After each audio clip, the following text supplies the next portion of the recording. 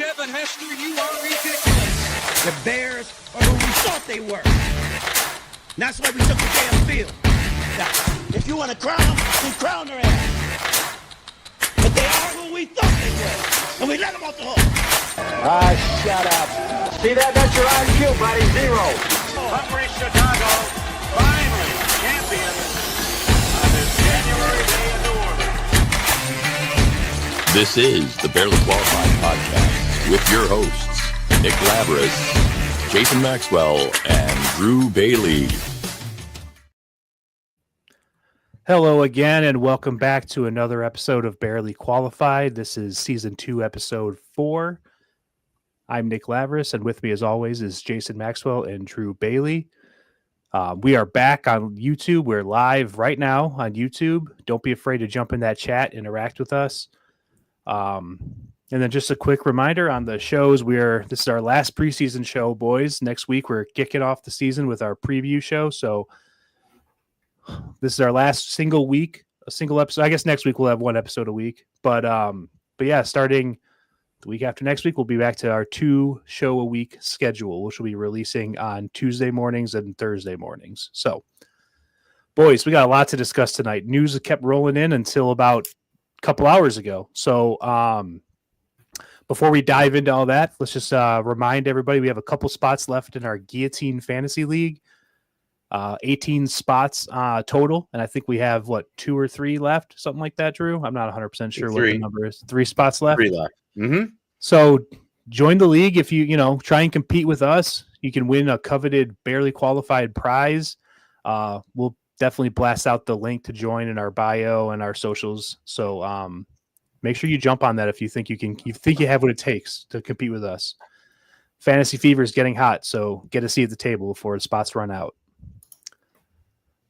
So on tonight's show, we're going to break down the Bears' third and final preseason game against the Chiefs. More so probably talk about the roster, the final cuts, everything like that. We're going to talk some Bears awards this season. We're going to hit on some other topics around the league. And, of course, we're going to hit our favorite segment of the show, our podium list. So before we get to the meat of the show, Barely Qualified is brought to you by a new, exciting, and local churro shop, Lola's Handcrafted Churros in downtown Lisle, Jason's hometown. This place is off the hook. Might sound crazy, but these are hands down the best churros and possibly even the best dessert you're ever going to have. They offer up handcrafted churros, not the kind you're used to at the ball game or the state fair. These things come out piping hot. It doesn't stop there. Lola pairs these bad boys with ice cream sundaes.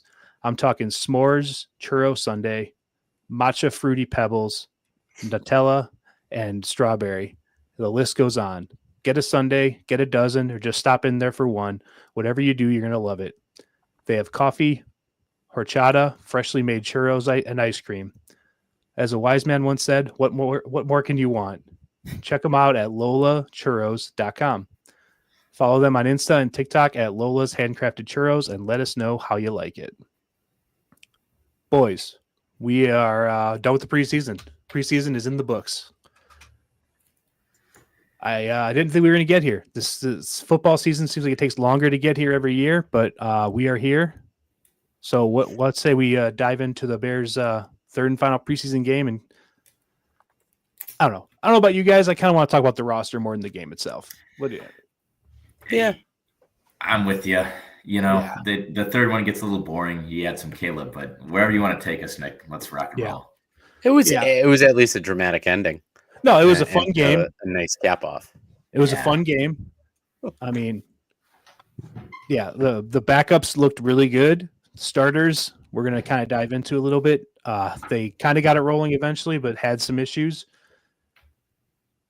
Yeah, I mean, okay, so let's just dive into the game. So the starters, I put that in quotation marks because, we missed some of our better players. Jalen Johnson, Kyler Gordon, both out for the game, so not the full defense. Joe Tooney didn't play. I don't think Jonah Jackson played. There were some offensive pieces that didn't play, but most of the skill guys played on offense, and all the interior linemen and linebackers played on defense, and the safeties too. So I'd say probably 18 or so of the starting 22 have played in this game for the whole first half. On the offensive side of the ball, start off trying to run a jet sweep with that fumbled. Not a great start. Looking at like a 3rd and 20 right off the bat. It's exactly the kind of stuff that we want to avoid. I believe there was a procedural penalty on that drive as well that pushed them back. This is the kind of stuff you don't want to see happen.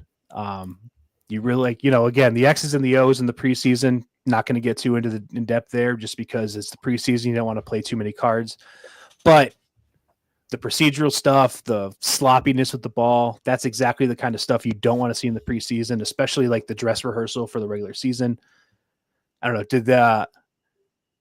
I have written down here, like, do you guys think that these are just growing pains under a new scheme, or are you a little more concerned than that? Do you think this is kind of a sign of more to come? Drew, I'll kick it over to you. Yeah, I think that it's a mixture of the growing pains in a new system and new guys meshing, and I think it's just a lot of what we've seen of the past of same pieces not meshing, and maybe it's just the Chicago Bears guys. I think maybe we're doomed to fail. No, it's just you're gonna go there. You're going to go there when you see all of these things nonstop happen. We saw a couple of things from memes this week of like, we're only about 15 days away from, and it was like fill in the team. Pittsburgh Steelers kickoff. They either receive the kickoff, they go 3 and out. And I kept thinking like, we're only 15 days away before our head coach calls a first quarter timeout like right away to stop this because we don't have things going on. Like you could fill in the blanks towards that. And that's what we're seeing. And it does make me nervous, but I did really like hearing from Ben Johnson, calling out people. We've had a few coaches in the past couple of years, or the past couple of regimes that almost refused to either take accountability or name names, and it was just dancing around things. So the accountability factor is going to be there this year. I have no doubt. Whether that makes any difference to the play or anything like that, I don't know, but accountability is going to be huge this year, and hopefully that kicks guys in the ass to say like, okay, well, he's holding us accountable. I'm holding the guy next to me accountable. Let's just fucking get this together and do it right. But it's not like you're going to have any rests with the schedule. So you got to get it down pat early and often. And that does have me a little worried, Nick. I'm not going to lie. Yeah, no, I don't know, like the second preseason game, the one, I was at it, and then we played the Bills at home. The offense looked unstoppable against the Bills backups. Really got me kind of like, oh my God, this team might do something. And then it's like, oh yeah, this is what you look like when you play against a legit like Super Bowl contender and their starters. So I don't know if I'm really nervous about it as much as I'm just, okay, kind of not reset expectations, because it kind of like basically refocus like where I was prior to the season and kind of like neutralize that bump I got from that Bills game. You know what I mean? So Jay, anything that anything make you nervous, or how you feeling right now after watching that? Yeah, the whole game kind of made me nervous, at least when the starters were playing, because like you said, Nick, I think you hit it right on the head. This is the first time that our ones on offense were going against NFL ones, right? Actual starting defensive caliber. And granted, the Chiefs are a fantastic defense, but man, it looked bad. It did, until the ones came out of the game, and then Caleb was able to put the ball in the end zone and we were able to score. But I mean, we were doing exactly what we said we didn't want them to see. And you hit on it right away, Nick. It's that first drive, and Drew, you did too. That first drive, the woes. Okay, why are we fumbling? We're just fumbling on a basic motion sweep, and that's just timing. A high schooler can do that. Completely unacceptable, guys. We're moving backwards with penalties. These are literally the things that we were talking about 2 weeks ago that it was the baseline of success of getting the very basics of football under wraps. And you're seeing that. And again, it's a way, that's a good thing, right? It's good to get some, crowd noise and all that. But it's good to get crowd noise and be able to execute with it, not crumble with it. And they looked terrible. And I think we should be critical of that, because that is what we have come to know. And that's what everyone says. Okay, there's reason to be optimistic about Caleb. There's reason to be pessimistic. That's why you're pessimistic about it. Yeah. Good quarterbacks don't mishandle timings of motions. They don't not deal with crowd noise. They don't, go 3 and out on your first drive. So yeah, plenty to be nervous about, unfortunately. And I don't think there's another way to spin that. So you get success when you're against a second string offense. And again, I'm not going to put too much weight on it. It's the preseason. You're doing base packages. You're not trying to do X, Y, and Z, but you want to move the ball. Right. And they weren't able to do that for the first 2 possessions against the Chiefs ones. Very concerning in my book.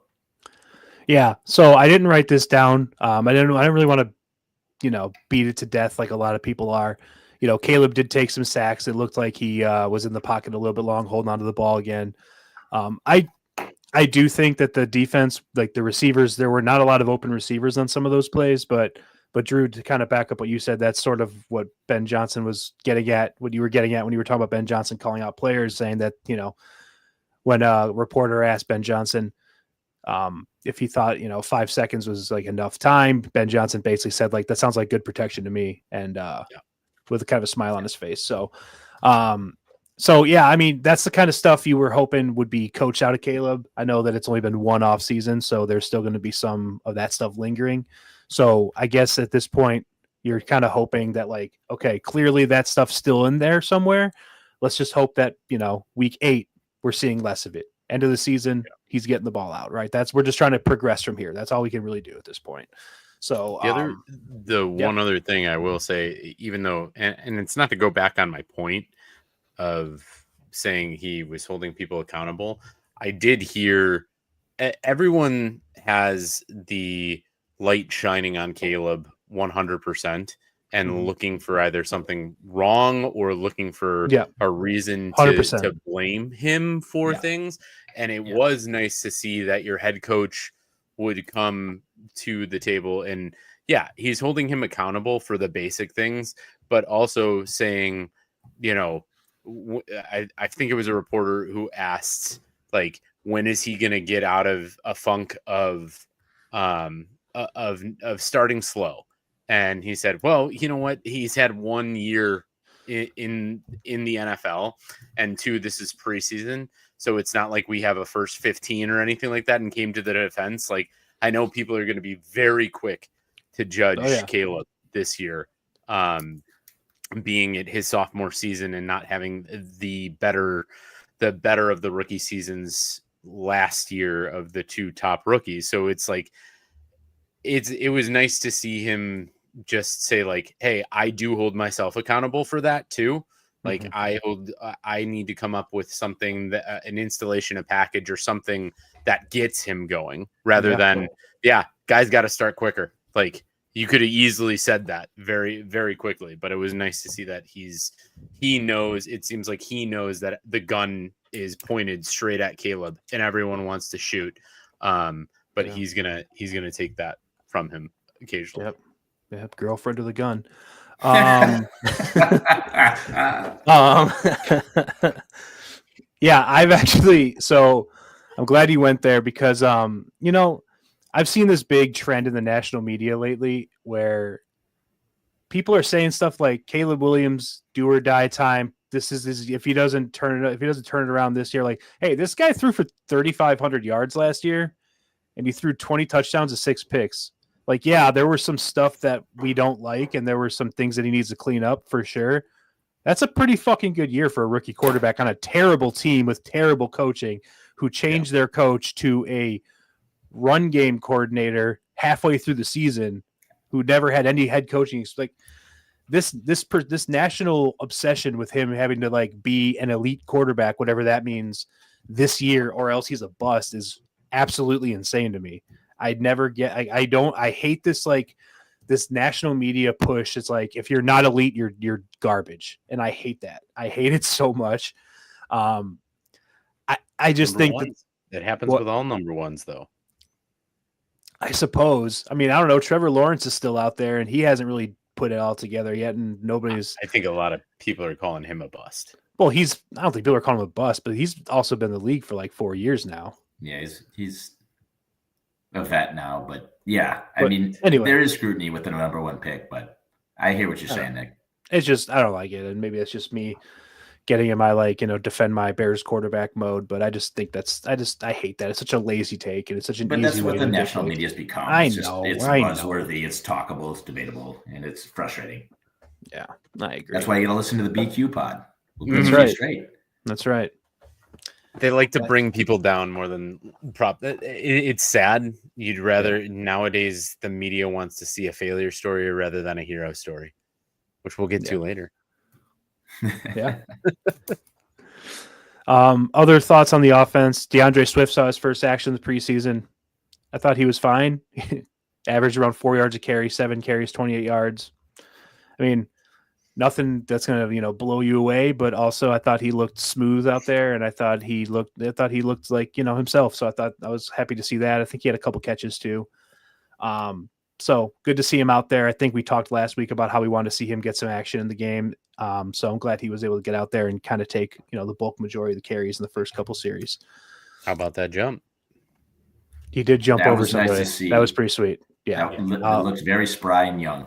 Yes. Nice he does that. Like, I feel like a couple times a year, and I'll never get sick of seeing that. That's such a cool thing. Like I was like my son who he's into football, but he's got the attention span of a goldfish right now. Like he's watching the game with me, but he's not. Like he's on his tablet, he's on his Nintendo Switch, whatever he's doing. And when that play happened, I paused it, I rewound it, hey, you have to watch this. This is really cool. Like this is something that I can envision a 7-year-old knowing is cool, just because it's not a football thing. It's just hey, that guy just jumped over another guy. That's cool. And he thought it was cool. So and anyway, I immediately sent you a trade for DeAndre Swift after that hurdle. Yeah, you did actually. I did. Shut down immediately and rightfully so. Yeah, well, I told you, I'm not smoke screening. I am not in a position to trade any running backs right now. I do not have. I would not have enough to start on week 1 if I traded him. But anyway, so moving on to the defense, though. So little down in the dumps on the offense. Man, that defense looked bad. They looked bad. They looked slow. They looked like they didn't know what was going on. Again, I said this at the start, missing 2 key members of the secondary, so I'm going to give them a little bit of a pass. But, man, the Chiefs were just chunk play after chunk play after chunk play. Score. It was like a video game. They scored in 6 plays. I'm not going to mention that there were I'm not going to get upset that there were holding calls on the Chiefs offensive line that weren't called. It's preseason, but come on, guys, let's get that together. But regardless, the Chiefs did whatever they wanted on offense the entire time their starters were in. Defense looked lost. We made a big deal about Dennis Allen coming over being the DC this season and how he's going to be a professional defensive coordinator, be paired with Ben Johnson's professional offense. And I still definitely think that's going to happen. But man, that was, again, Kansas City, elite offense in the NFL, probably top 5 offense in the NFL. But you don't want to see that. You don't want to see chunk plays and them just going up and down the field like they're doing a 7-on-7 drill. So I don't know what concerned you guys more, watching the offense struggle or watching the defense get gashed. Jay, let's go to you. For me, it was the offense, just because the expectations are so high, and that's fair. I give the defense more credit. Going against Mahomes, you're kind of in both sides of the ball. You're kind of throwing your base packages out there, get it right, get it tight, right. I think we know that the defensive line is going to be a struggle throughout the year, but I think I have more confidence that the athleticism can kind of overcome that. I want to see the timing look professional from the offensive perspective, and that's what we didn't get. And so that's more alarming. It's much more alarming than the defense is for me. And I'll chalk that up to, hey, you got ones. The defense wasn't fully healthy. We have injuries all over the place. People were sitting out. I'll give Dennis Allen leeway there. I won't give Caleb Williams leeway. We're beyond that. It's sophomore season. Look right, manage the football team, and until we're proven otherwise, Caleb Williams is, for me, it's like I said, it's a reason for extreme optimism, but it's also what can hold this team back. And I don't think he did anything in that game to prove to me that we should be more optimistic coming out of that game. I know that's a really hard take, a national media take, if you will. And so I'm sorry. I just told the listeners out there that we won't do that. But it's in the back of my mind. It's like, that's my fear. That's my fear for this season is, can he overcome and get to the next step? And so I don't know. Hopefully we can see something, outside of the vanilla offense. The timing looks better. But for me, I can't get over the fact that the timing looks so horrendous and that he had 4 or 5 seconds and wasn't finding open receivers. I don't know if that's the receiver's fault. I don't know if it's the play call's fault. I don't know if that's Caleb's fault, but that's got to get cleaned up, and it's got to get cleaned up like immediately. Yeah, Drew. I'm going back to the defense because it's back in the trenches of guys looked like they were getting ragdolled. And not ragdolled because but pancaked by an offensive line that lost two serious pieces, you would think. And we had thought we had gained 2 serious pieces on our front in an end and Grady Jarrett. It's the preseason. Everyone's going through the motions. What scared me the most is knowing that, yes, we had 2 top secondary guys out with injuries, but it looked like Patrick Mahomes could throw the deep ball anytime he wanted. Yeah, he could pull a trigger, and those are backup wide receivers. Just burning guys down the field. Our secondary didn't look like they knew what a deep coverage was. I don't know if that's something that is just like, we're going through the motions. Sure, I watched a lot of third game preseason games, and it didn't look like anybody else was getting gashed deep like we were. So that does have me concerned, even though we didn't have our top 2 pieces on the defense out there. But what I will say is, in true Bears bend but don't break defense style, is that stopped pretty quickly after the first quarter / first half, midway through the second quarter. Could be because they swapped a bunch, but it seems like the Bears defense and the Bears strength is as the game goes on. It's a little annoying, but our defense is supposed to be the ones that are coming out hitting. I'm giving some excuse for our offense, but that again had me a little nervous. Yeah, I don't want to make it sound like I thought the offense played great, because obviously they did not. They looked lost, confused, and sloppy. But I'll tell you, the defense though is what makes me nervous more, and I'll tell you why. The defense is typically from scheme to scheme really doesn't change. You look at like Dennis Allen's scheme versus Eberflus's scheme. They have similar principles.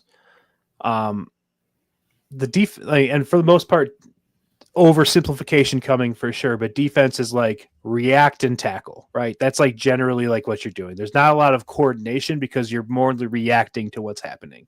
The offense dictates, the defense reacts. That's kind of super oversimplifying what defense does. So defense, because of that, defense can congeal together and kind of be a better unit faster because there's not as much stuff to learn. There's not as much timing to work on.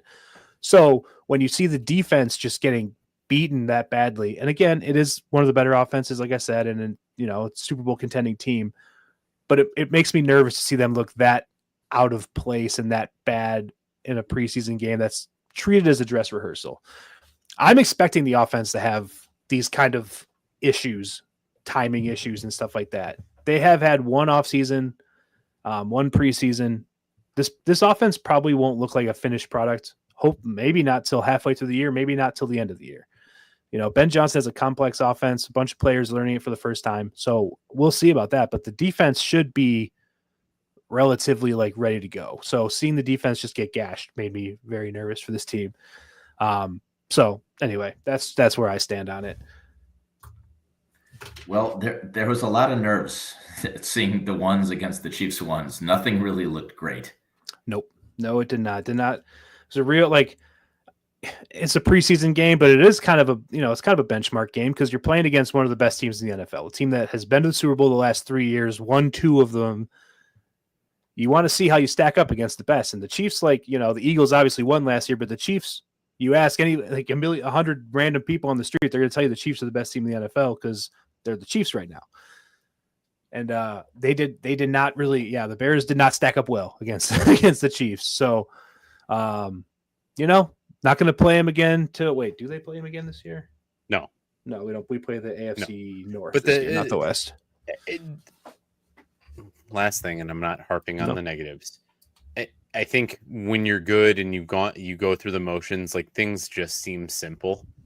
Yeah. It seems like it comes simple because you just know what's happening. You've seen it enough times. It's copy, repeat. That to me would be a feeling I would love to see. I know. And love to have. Every time the Bears go out and it's the starting ones or starting lineup on some side of the ball, it just feels like we're fighting against a current. And the Chiefs, it was refreshing to see it. I hated to see it against us, but it was refreshing to see that okay, maybe this could work if we get enough time. Because they have had 6 years of success of going to the championship game. Right. So just get the right regime, get the right personnel, and you're there. But we're fighting upstream, fellas. Yeah. It seems like every week we're going to just have our nitpicks of the negatives more than the positives. Yeah. And the way you said that is just kind of one thing I always like to talk about is how as a Bears fan, when it's 3rd and 7+ and you see that quarterback drop back on 3rd down, it's this is either going to be incomplete or intercepted. There's no chance this is going to get caught for a first down. Being a fan of the Chiefs, who it's 3rd and 7, we have a 60% chance of getting this. It's right. God, that would just be awesome. The recoil and the flexing I do and 3rd and 7, the ball's in the air. It's just 10% chance of success. Yeah, pretty much. Coming. Yeah. There's a 60% chance Caleb Williams gets sacked when he drops back on 37. Exactly. I think that might be accurate statistic. So getting to a place where the offense can can regularly pick up medium 3rd downs would be a great thing, and I would love to see that. But I think the one we had when Rex was good and good Rex, bad Rex, we kind of had that, but that was only 10 games of that one season. Besides that, it's never been like that in my entire life. Yeah. But okay, so I think we're done. Let's we can put a pin in the negatives. I'm sure we'll have plenty more time to come back to negative Bears stuff this season because if this game is any indication of what we need to expect, let's talk about something positive. One positive that I took away, I listed it down here. Our new $10 million man, Tyson Bagent. Man, he looked good. He looked good as the backup.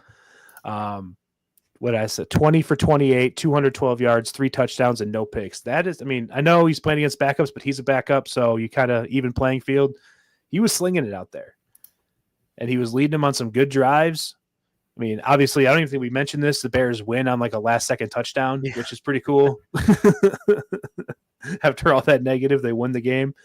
But yeah, dude, Tyson Bagent, again, he just got paid.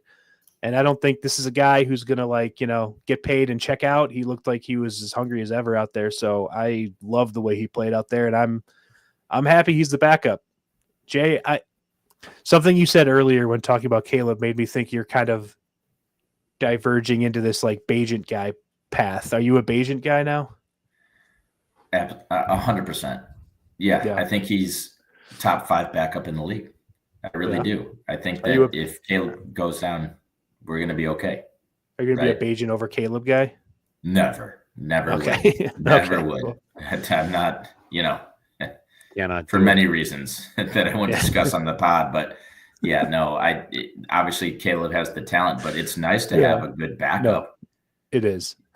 It is nice to have him as a backup. He's a great backup. He is. He brings a spark. He's got like that like moxie that you like in a quarterback. He doesn't have the biggest arm, obviously. That's probably why he's not going to ever get a starting job anywhere. But as a backup quarterback who may has to come and play 2 or 3 games a season, I mean, that's definitely something you like to have. It's definitely a nice little insurance policy you got there. You know what I can see him being is a guy that people and the offensive line is going to block a little bit harder for. I don't mean that in relation to Caleb. So I don't mean it for what I'm saying to be taken quite literally, but he just seems like he gives you that spark. Yeah. Right. I agree 100%. Not only is he a good quarterback, he's got a good head on his shoulders. He can run the offense. He can get things timed well, but it's that spark that, if you're not as good as your QB1, and he's not Caleb Williams. He's not a frontline starter in the NFL. He's not a starter in the NFL. But if Caleb goes down, it's a guy who can rally the troops. And that's huge, in my opinion. And that's just another kind of notch on the belt that Tyson's got. He's our Miss Congeniality.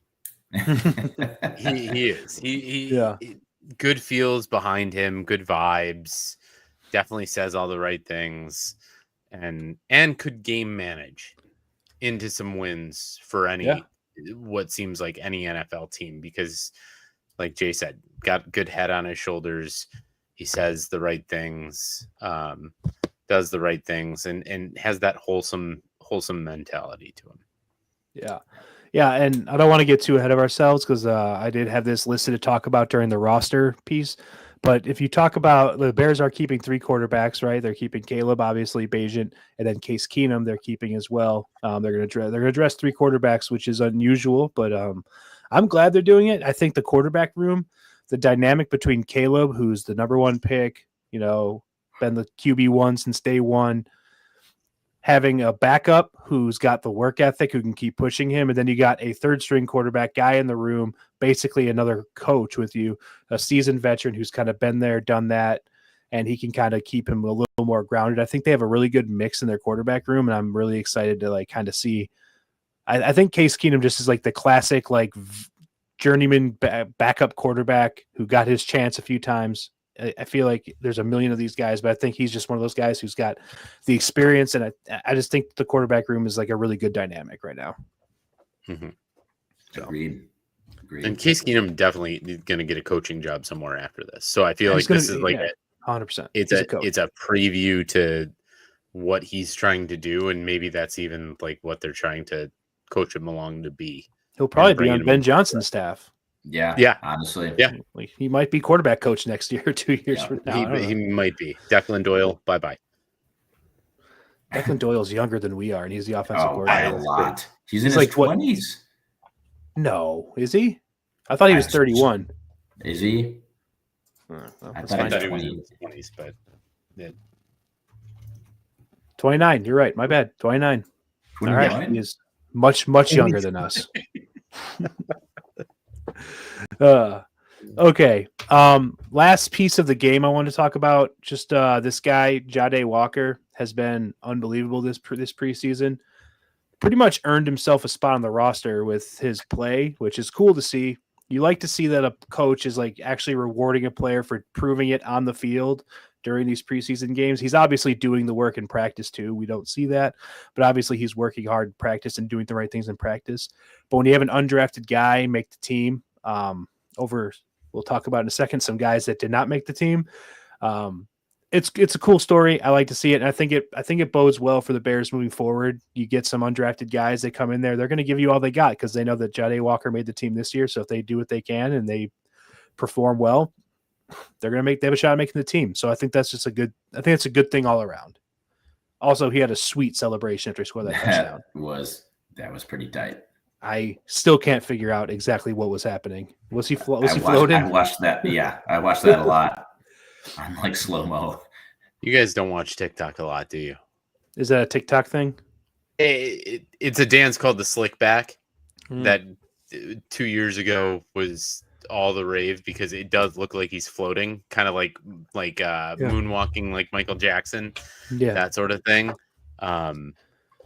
It's more of a side movement, but that dude hits it smoother than I've ever seen anyone hit it. Yeah. Yeah. He was doing it at A&M all last year and the years before, but yeah. Yeah. So anyway, glad to see him make the team. But to kind of segue into that, I want to talk about some of the surprising cuts on the Bears because the Bears have set their 53-man roster.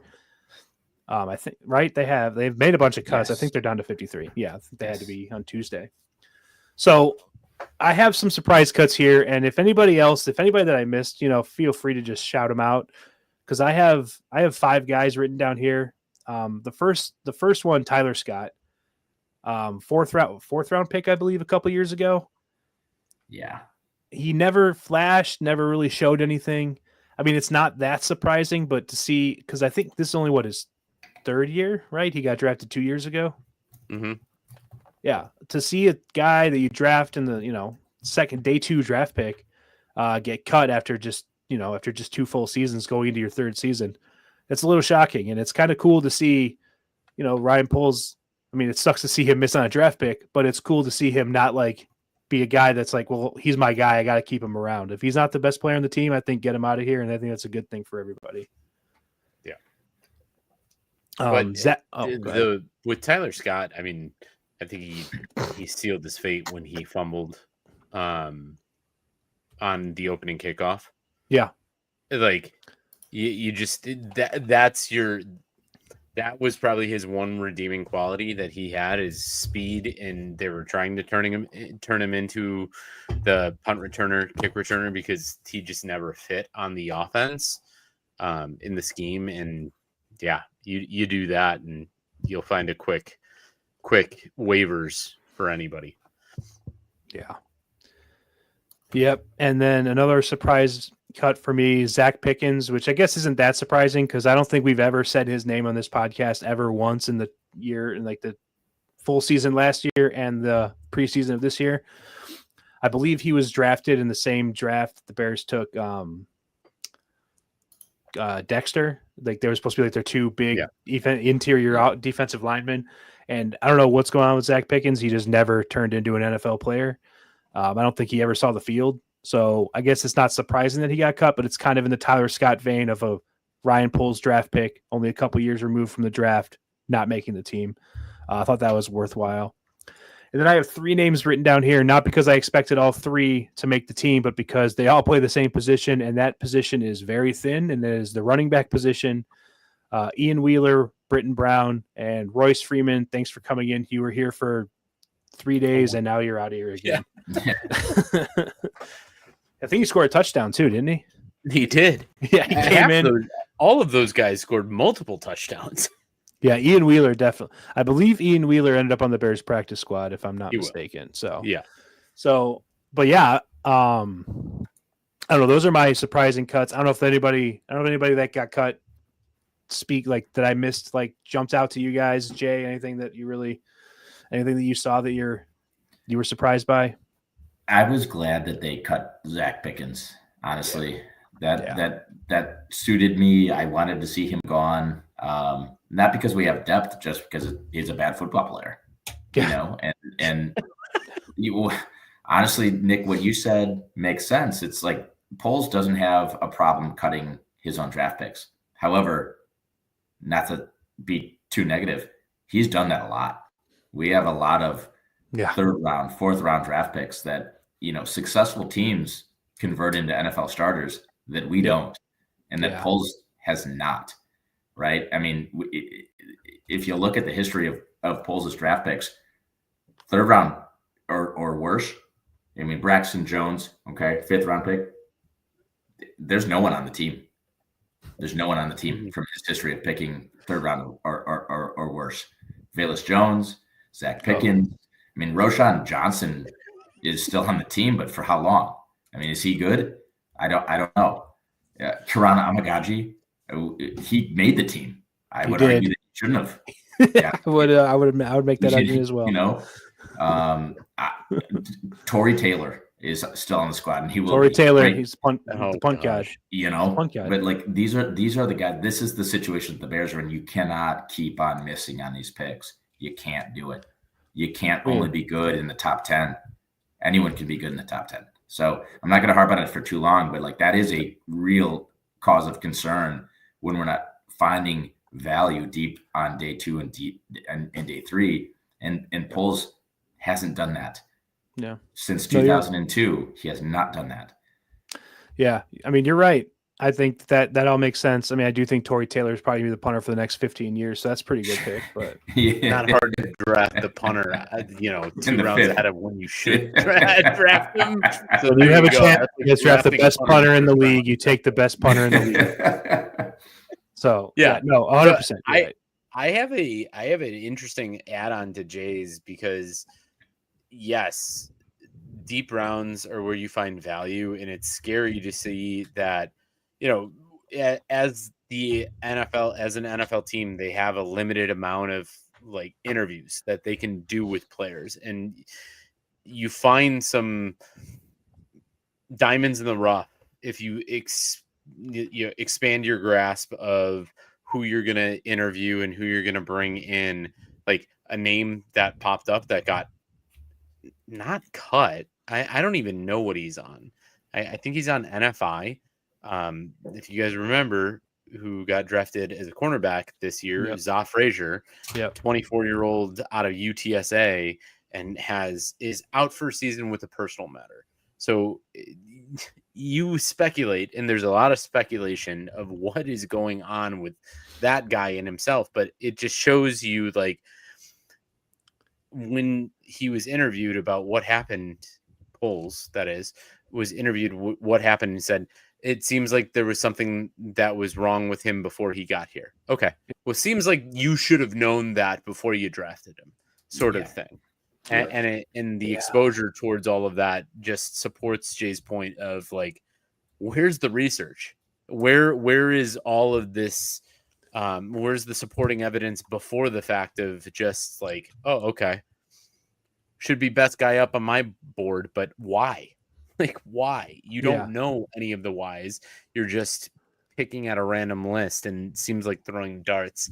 But yeah, I hate to support Jay all the time, but he's hitting the nail on the head with his picking strategy, polls that is in the late rounds, and it's scary. Yeah, definitely. That's something that needs to see some improvement immediately. Because you're right. Like, I feel like, any of us can be a GM in the first 2 rounds. Like, it's not that complicated. I mean, it probably is more complicated than I'm giving credit for, but it's not like, we know we could name 60 college players that are probably worth a first, second round pick. Yeah. The 3rd through the 5th round is where you really, the good GMs differentiate themselves from the bad and mediocre GMs. Cause that's where you do get your like year 1, year 2 starter players that, nobody else did. Meanwhile, the Bears are cutting theirs from 2 years ago. So it's 100%. You're 100% right on. So anyway, we already kind of touched on all 3 of these guys, but the people that I have listed as my surprise makes of the roster, just Jade Walker, didn't think he was going to make the team, even with that stellar performance in the game. Kieran Amagaji, talked about him, probably didn't necessarily do anything to change our perspective on him from last year, but he's on the team probably because he's drafted. Was he drafted last year? He was 3rd round. So probably a 3rd because he was a 3rd round pick last year. And then you got Case Keenum, who I was surprised the Bears carried 3 quarterbacks, but I like that. So nobody else really jumped out to me as like a surprise that they made the team. So I want to talk to you guys about the running back room, because the running back room is a problem right now. I think we have DeAndre Swift, who's I think a legit NFL starter, maybe not an elite NFL starter, but he's a legit NFL starter. And then you got Roshan Johnson, who maybe is going to play 8 games this year, maybe. And then you got your 7th round pick, Kyle Monangai, who looked fine in preseason week 1, but we haven't seen him since. Those are your only 3 running backs on the roster right now. Travis Homer is on the IR to start the season, so he'll be back, but he's not really a running back anyway. He's a special teams guy. He might get a couple 3rd down plays here and there, but how nervous are you guys for the running back situation? Because this is a situation that I'm very nervous on. If Kyle Monangai has to get some meaningful minutes, which it looks like he probably will, because we all know Roschon's not going to stay healthy this season. 1, I don't think he's an NFL running back today. 2, can he protect and do the pass protection stuff that an NFL running back needs to do as a 7th round rookie out of Rutgers or whatever? Yeah. I don't know, man. I'm hoping that there's a plan to trade or pick up somebody off the street or something like that, because this running back room is not giving me a lot of optimism. Besides, I like DeAndre Swift. He's a fine player. Yeah, but the concern too is every one of those. Well, not everyone. We don't know about Monangai, but Roschon, Swift, history of injuries, and can you rely on that? And then you have to put a bulk load. I would be surprised if the Bears didn't sign someone in the next couple of days. Because Homer's. You auditioned a lot of people. I know. You brought in a lot of people. You saw some guys have success in whatever offense you were running over the preseason, and it didn't impress. And that's what's scary is what's going to fit and what do you need to carry and what are you looking for? Because that doesn't. Is it that the offense is too complex and we're running basic run plays? I know Royce Freeman ain't it. No. I know some of the guys, Ian Wheeler has had 2 runs at this offense. I know Britton Brown. I know we had another running back that got injured, but it seemed like there was 6 to 7 different running backs that had run through the preseason. And what else is out there? I don't know what just recently got cut, but I can guarantee you maybe there's not a gold mine out there. No, I mean, don't. yeah. So go ahead. No, I was going to say it's a very valid area to be concerned about. You have to bring someone in off the street. You have to. Yeah, I'm looking at the list of players that are available right now. Yeah, Gus Edwards, Zach Moss, Cam Akers, Jamal Williams, who the Bears brought in for a look at, a tryout, whatever. Obviously did not like what they saw. Deontay Foreman, Cordero Patterson, our old buddies out there. Amir Abdullah and Deuce Vaughn just got cut by the Cowboys. And that's, unless I'm missing someone, that's pretty much it. So not that you're expecting to see any all pro caliber running backs on, the street right now, but you were hoping maybe there's a little bit more than that. I don't know. I wouldn't mind kicking the tires on a Gus Edwards or a Zach Moss, but besides that, nothing really else interests me. So I guess to be determined there. We'll hope we got to assume that they're going to do something, right? Because that's just that the running back room as it is right now is not an NFL running back room. So I'd imagine they sign someone as soon as Roschon goes out with a concussion and is out for 4 games. And in week 2, in about 45 minutes. Yep. Yeah. Oh man, he hasn't played a game though, too. So. But sign someone to the practice squad, right? You sign one of these guys like Zach Moss to the practice squad today. Yeah. What are we doing? Yeah. If he's still available and he's not being able to be put on a 53-man roster, put him on the practice squad. And just claim the rights to him. So when one of your running backs inevitably gets injured, which truly is inevitable, you have someone that's already signed and has more time to learn the offense. I don't understand that. Yeah. Agreed. And I'm being way too negative on this whole. So I gotta shake that off. But what are we doing? This seems so obvious. Well, if I hope you don't mind being negative because I think we're about to go down a little bit more of a negative path here. My next bullet point that I want to talk about, Jalen Johnson. Jalen Johnson, honestly, probably the best player on the Bears, right? He's one of the better corners in the league. Jalen Johnson has not practiced all camp. He has not suited up in any preseason games. He's had a leg injury, keep him out of camp. The non-football injury, the NFI tag, was removed this week. Optimism he might be ready for week 1. I hope so, based on how the offense or the defense looked. But I mean, Jalen Johnson not playing football for the past 2-3 months makes me very nervous. And I don't know. The way that defense looked, the way Terrell Smith got hurt this preseason, cornerback depth is not good behind Jalen Johnson and Kyler Gordon, and I guess Tyreek Stevenson has flashed a little bit. But besides those 3 guys, if any one of those 3 guys can't play, we're in trouble at corner. So Jalen Johnson's injury is something that is also making me very nervous. Jay, do you have how are you feeling about Jalen Johnson? You think he's going to be ready for week 1? I think he'll play week 1. I don't think he's going to be full 100% for week 1, right? But I think we'll take what we can get. I think that couples with a lot of other injuries that just popped up recently as well in the backfield, specifically Jaquan Brisker literally carted off the field yesterday in practice. Undisclosed, no more details kind of coming forth from what happened there. But there's a lot on the defense to be a little bit nervous about in terms of injuries. But Jalen's the headline. So yeah, Nick, does that make me nervous? 100%. Yeah. I mean, the strength of this defense is the secondary. Yeah. And if the secondary is not the first stringers, then that's not the strength of our defense anymore. Then our depth isn't what it used to be last year. So what are we going to do? So yeah, a lot to be nervous about.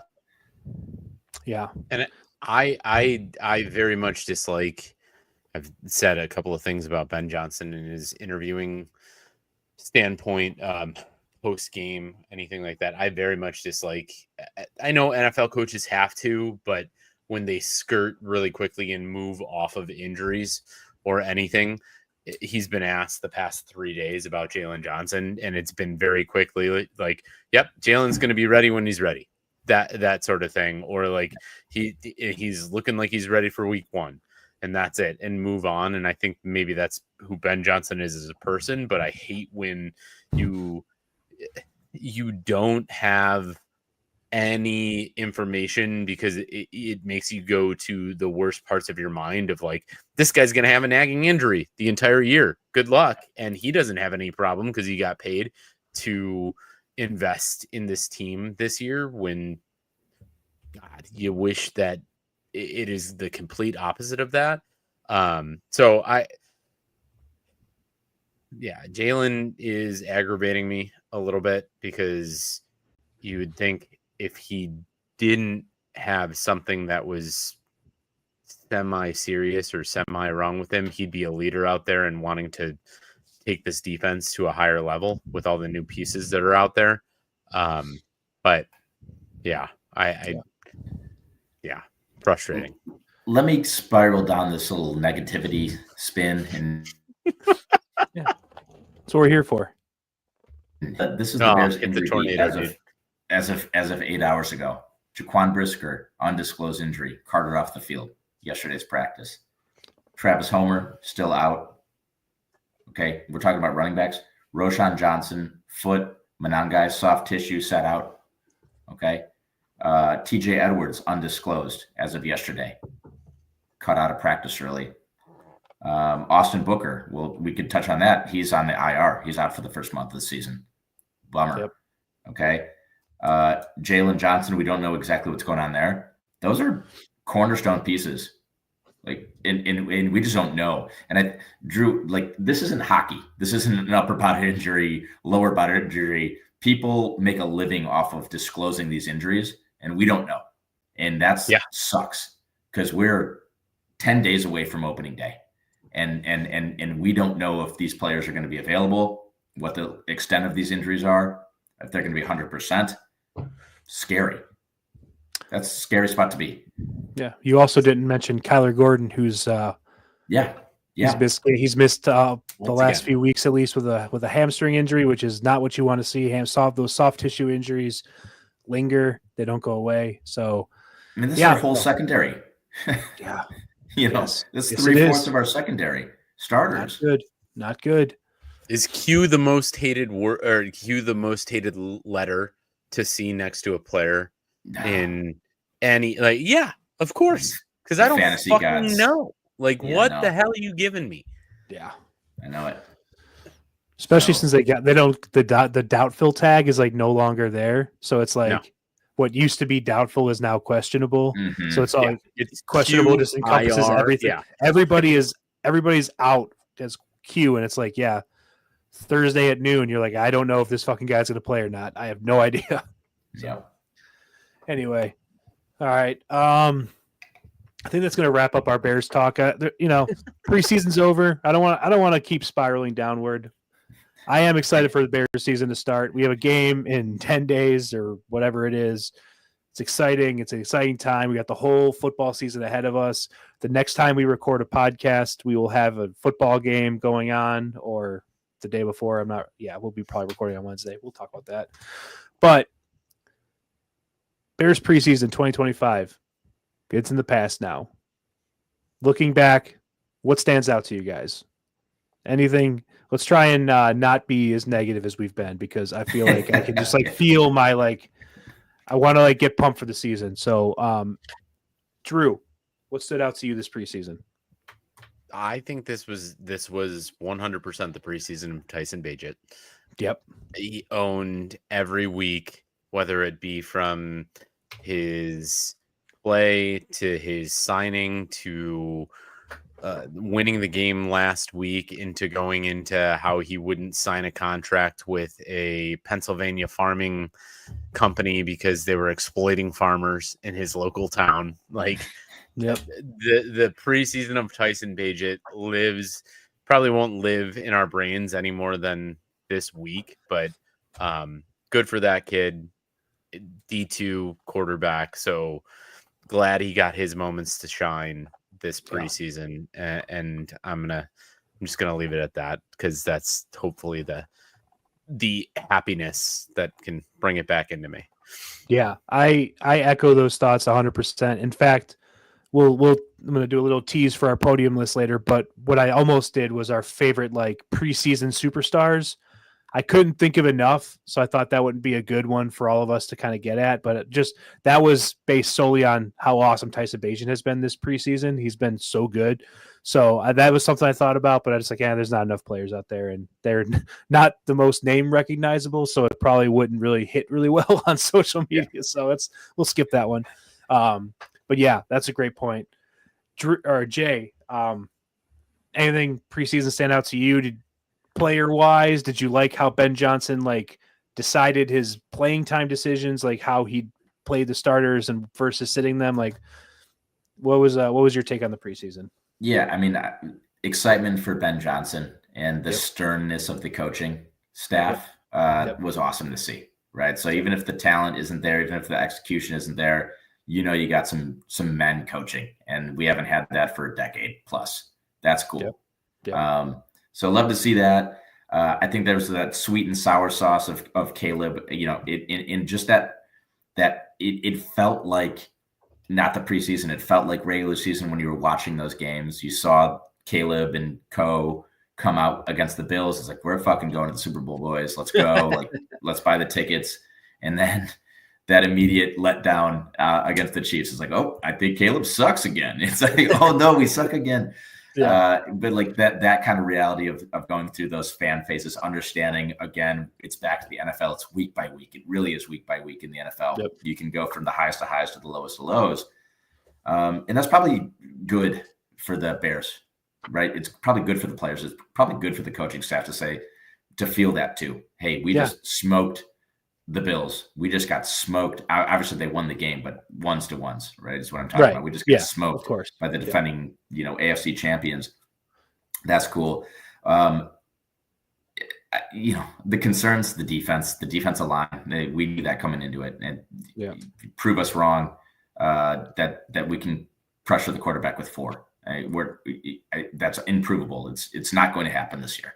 I think we just know that. Right, you're going to have to send 5 if you want to pressure the quarterback with this group. And I'll end it on a positive note. I think Luther Burden is going to be a G in this league, and I think he's going to prove it right out of the gate. I think that there's reason to be optimistic that we're going to have a really good receiving core. 5 down: DJ, Adunze, Burden, Zacchaeus. Loveland, and Komet. I think that's going to be a pretty formidable. Oh, pretty no, formidable Hulamade. Yeah, hey, if he wants, I mean, well, I'll see what his regular season stats say, but yeah, I think there's reason to be excited for the offense at least. Yeah, I agree. I mean, seeing the coaching staff, seeing just it just feels like a different. I don't know, a different. I've been watching a lot of behind the scenes stuff, so like watching like just how they interact. It's just night and day from the last 8-9 years. Yeah, I'm excited for the season. I know we just shit on the Bears for about the last hour, essentially. But at the end of the day, regular season starts next week, and I'm excited. I can't wait to see how they, handle a real game, division rival right off the bat. Primetime Monday night game. You know how our Bears do on primetime games, so a little doom, but also very excited.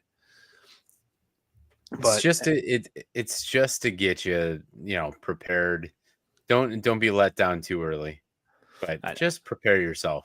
If it goes high real quick, okay, let's ride that wave. But if it goes low, we're already there. Yeah, on the flip there. On the flip side, it will be nice to be able to watch the first Sunday slate without having to anchor yourself to the Bears game, right? That's pretty cool. That's pretty cool. Get to really fire up the red zone on next Sunday and just watch everything and really feel the football back at you. Can I tell you really quick before we go into around the league? Yeah. So this Sunday, Margaret's birthday weekend, my wife's birthday weekend. Okay, we're going to Grand Geneva. She's booked a spa experience for herself in Grand Geneva from noon to 3. Okay, this coincides perfectly with my children's nap time.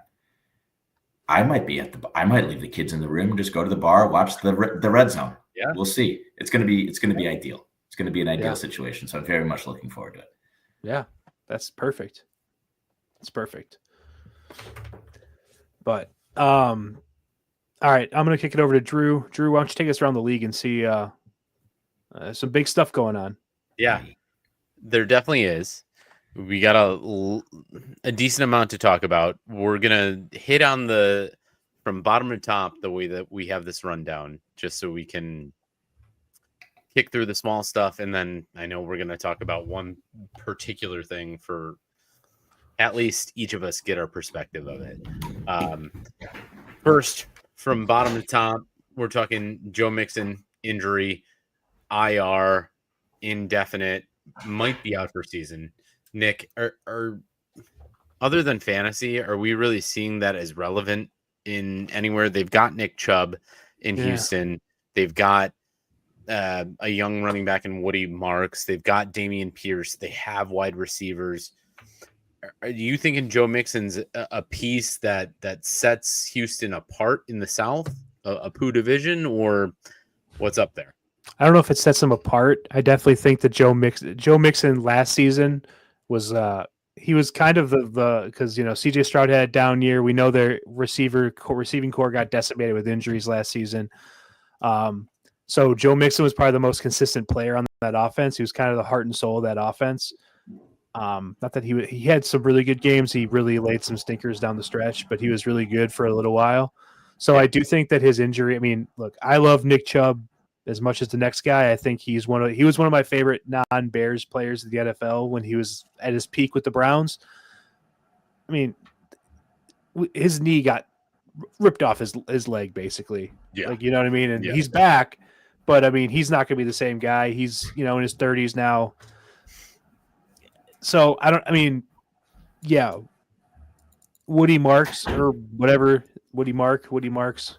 He's probably, he's a young guy. He might be good, but I think that the Joe Mixon injury is something that could really, really hurt the Texans, especially if the passing game doesn't open up the way it did a couple years ago, kind of the way it didn't last season, right? Because if the passing game doesn't open up, if they have a hobbled Nick Chubb and a rookie running back as their 1-2 as their offensive spark plugs. I don't think it's going to be great for the Texans this year. Yeah. Something to keep an eye out for, and something to keep an eye out for definitely from fantasy perspective, because it's 4 games on the IR, but rumors are spreading that this dude might have a longer lingering injury. And I'm just drafted a league when we started the show. I don't think the man got drafted because I think people are thinking he might be out for half the season to maybe full. So, and Joe Mixon also, he's at the age now where if you miss, you're out, you miss an entire season with an injury, that might be the end of your career, man. Yeah, 100%. It might be. Yeah, fucking have him in Dynasty. Screw you. Almost gave you a second rounder for Mixon in Dynasty. Trade him for a third rounder next year. Anyone want it? Okay, take yours now. Okay. I might do that. I might. Oh, okay. We'll talk. Thielen's back in Minnesota. I think he's on the back end of his career. Oh, yeah. Nick and I were talking a little bit about this. This might be just a return to retire sort of thing over the next 2 seasons, something like that. But if Minnesota is good, it could be a return to some grace for him of being a compliment. Jay, where I want to kick it to you is the Rashee Rice did drop. He is taking 6 games. I don't think anything is going to be elongated because they did count that as his hearing. So are we still in the Rashee Rice camp of buy low into this guy right now, or what's your take? Yeah, I mean, it depends what kind of league you got, right? I think in Dynasty he's still going to be fine. I think he's a good player. I think, the fear is if he does something else that's stupid and gets suspended for more. I think the 6-game suspension is probably light, honestly. Yeah. I mean, that was a pretty brutal thing that happened. So he should be lucky in consider himself lucky, in my opinion, that he got 6. And him settling at 6 with the league is probably in his best interest. To take that from a fantasy lens, though, that's tough. That's a tough thing for a redraft league. Is he going for like $10? But man, if you have depth, he could be wide receiver 1 on the fantasy roster. I really do think that he could. I love him in Dynasty. Obviously, Nick, I gave you a first and a second rounder. It looks pretty good for you. I think you turned that into some nice stuff this year. But the upside is I'm not a Xavier Worthy. I shouldn't say I'm not a Xavier Worthy guy. I think he's fantastic. But I do still think when Rashee Rice comes back, he's kind of the number 1 guy. And Rashee's kind of the, hey, I'm going to stretch the ball. I'm going to get in the gadget plays.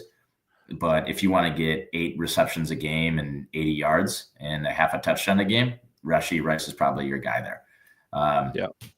But, I think the suspension is more than fair. If you're Rashee Rice, you're probably frolicking around that it wasn't 10.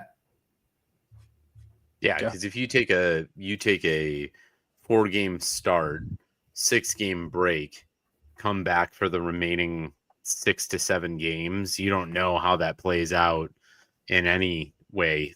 And who knows what your conditioning is doing through that time too. You're conditioned right now. Yeah, you got to take a little bit of time off, but you come back in. The Chiefs they're going to be in the situation that they're in. So he has that ramp up time to get into the playoffs, and they're going to be there. So interesting. Man got 30 days in jail and he gets 6 games in the NFL. Yeah. Okay. Yeah. You got any take on that? I mean, I don't want to. Yeah. No, I mean, I guess from a fantasy perspective, like Jay was saying, if you can get him in like a late round or for a bargain on an auction draft, I definitely think it's worth a stash. But yeah, that's pretty much it. Yeah. Okay. 2 men got paid. There's another guy who got really paid, but 2 men got paid in Trey Hendrickson and Terry McLaurin, staying on their respective teams. Trey Hendrickson just got restructured for this year, so good for him.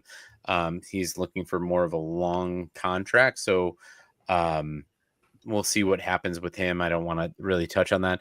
I do want to touch on Terry getting 32 a year. That's a lot. And I mean, it complements Jaden Daniels because I think that gets his money off the books when Jaden Daniels rookie money he'll have to get a contract. So it makes sense in that regard. But Terry McLaurin, $32 million a year guy, Nick. Ooh, on the open market, probably because the open market's fucking crazy. But I think he means a lot to the Commanders. I think he's like I said before, he's like a leader in that locker room. He's been there for a long time. He's seen some bad Redskins football team, Commanders teams. He's been bad. They've been bad, and he's been a pretty consistent player through all of it.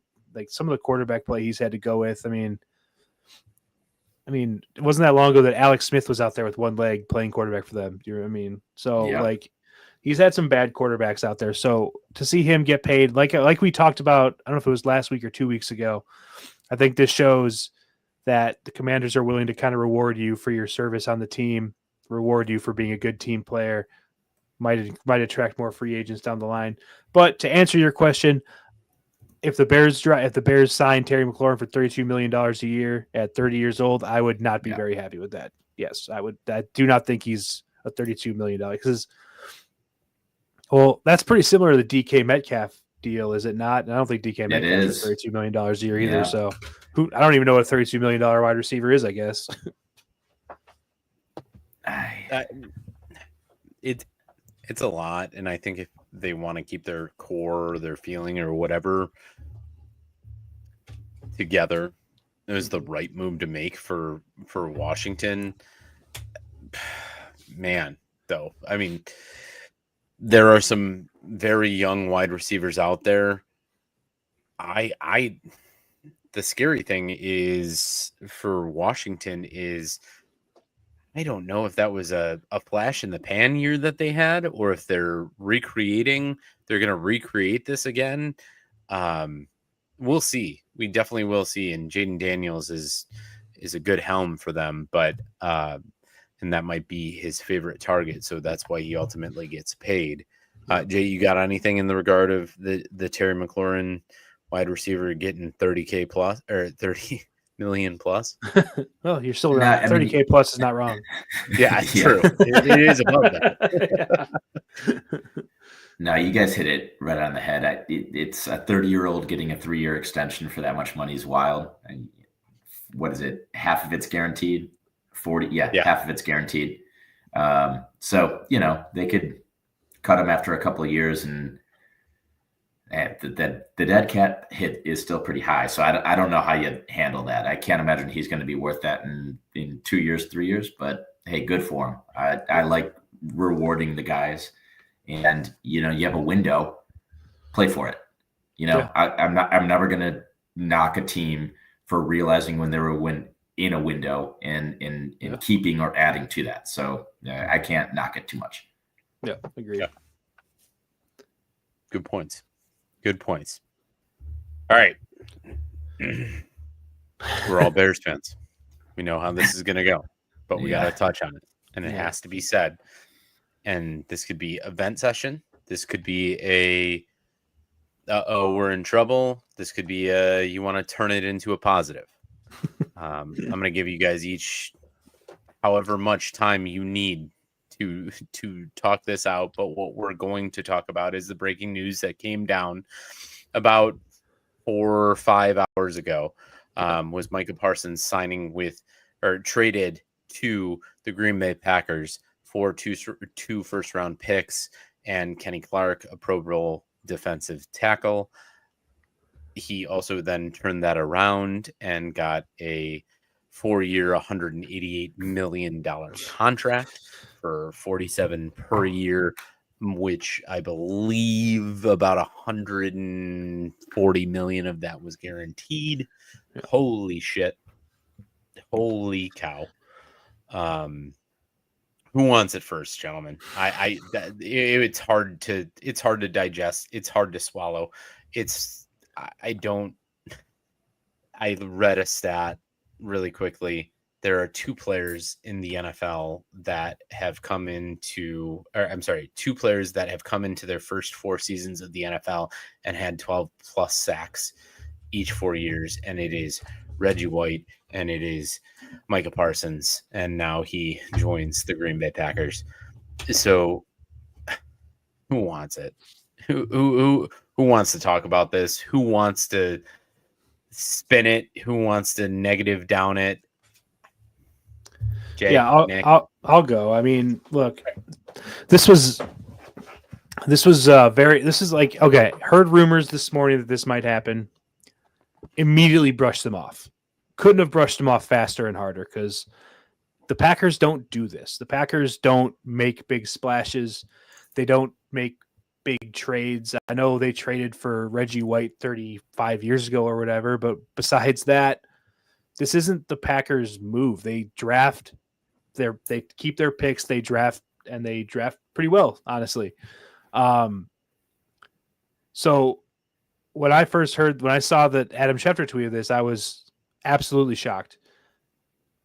I'm still working on a spin zone to make this like a positive for the Bears because going into the season, I'll be honest, I'm not high on the Packers going into the season, like prior to this. I don't think Jordan Love has done anything to prove that he's an elite quarterback. I mean, he's fine.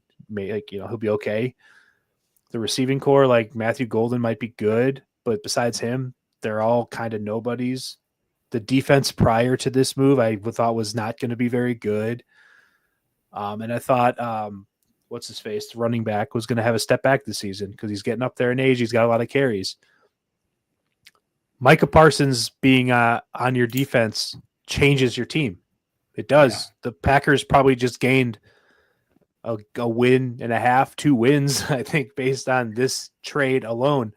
Micah Parsons is a game wrecker. He's one of the best football players in the NFL, regardless of position. I was willing to trade. Like, I would have fucking given more than this for Micah Parsons.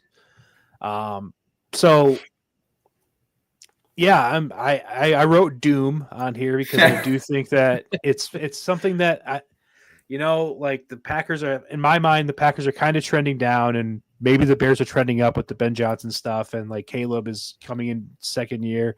Maybe we're finally going to kind of like catch them back up. They're on the downslide, we're on the upslide. But man, this is a lot to take on because we're going to throw either a rookie left tackle at the Packers when we play them, or we're going to throw our guy, what's his name? Kieran Magaji. No, God, no. Braxton, baby. Braxton Jones. Yeah. We're going to throw Braxton Jones or Ozzie out there at left tackle, and they're going to have to block Micah Parsons twice a year. And then Aiden Hutchinson twice a year. Van Ness is no slouch either. Huh? Van Ness is no slouch either. No, I know. From both, So, yeah.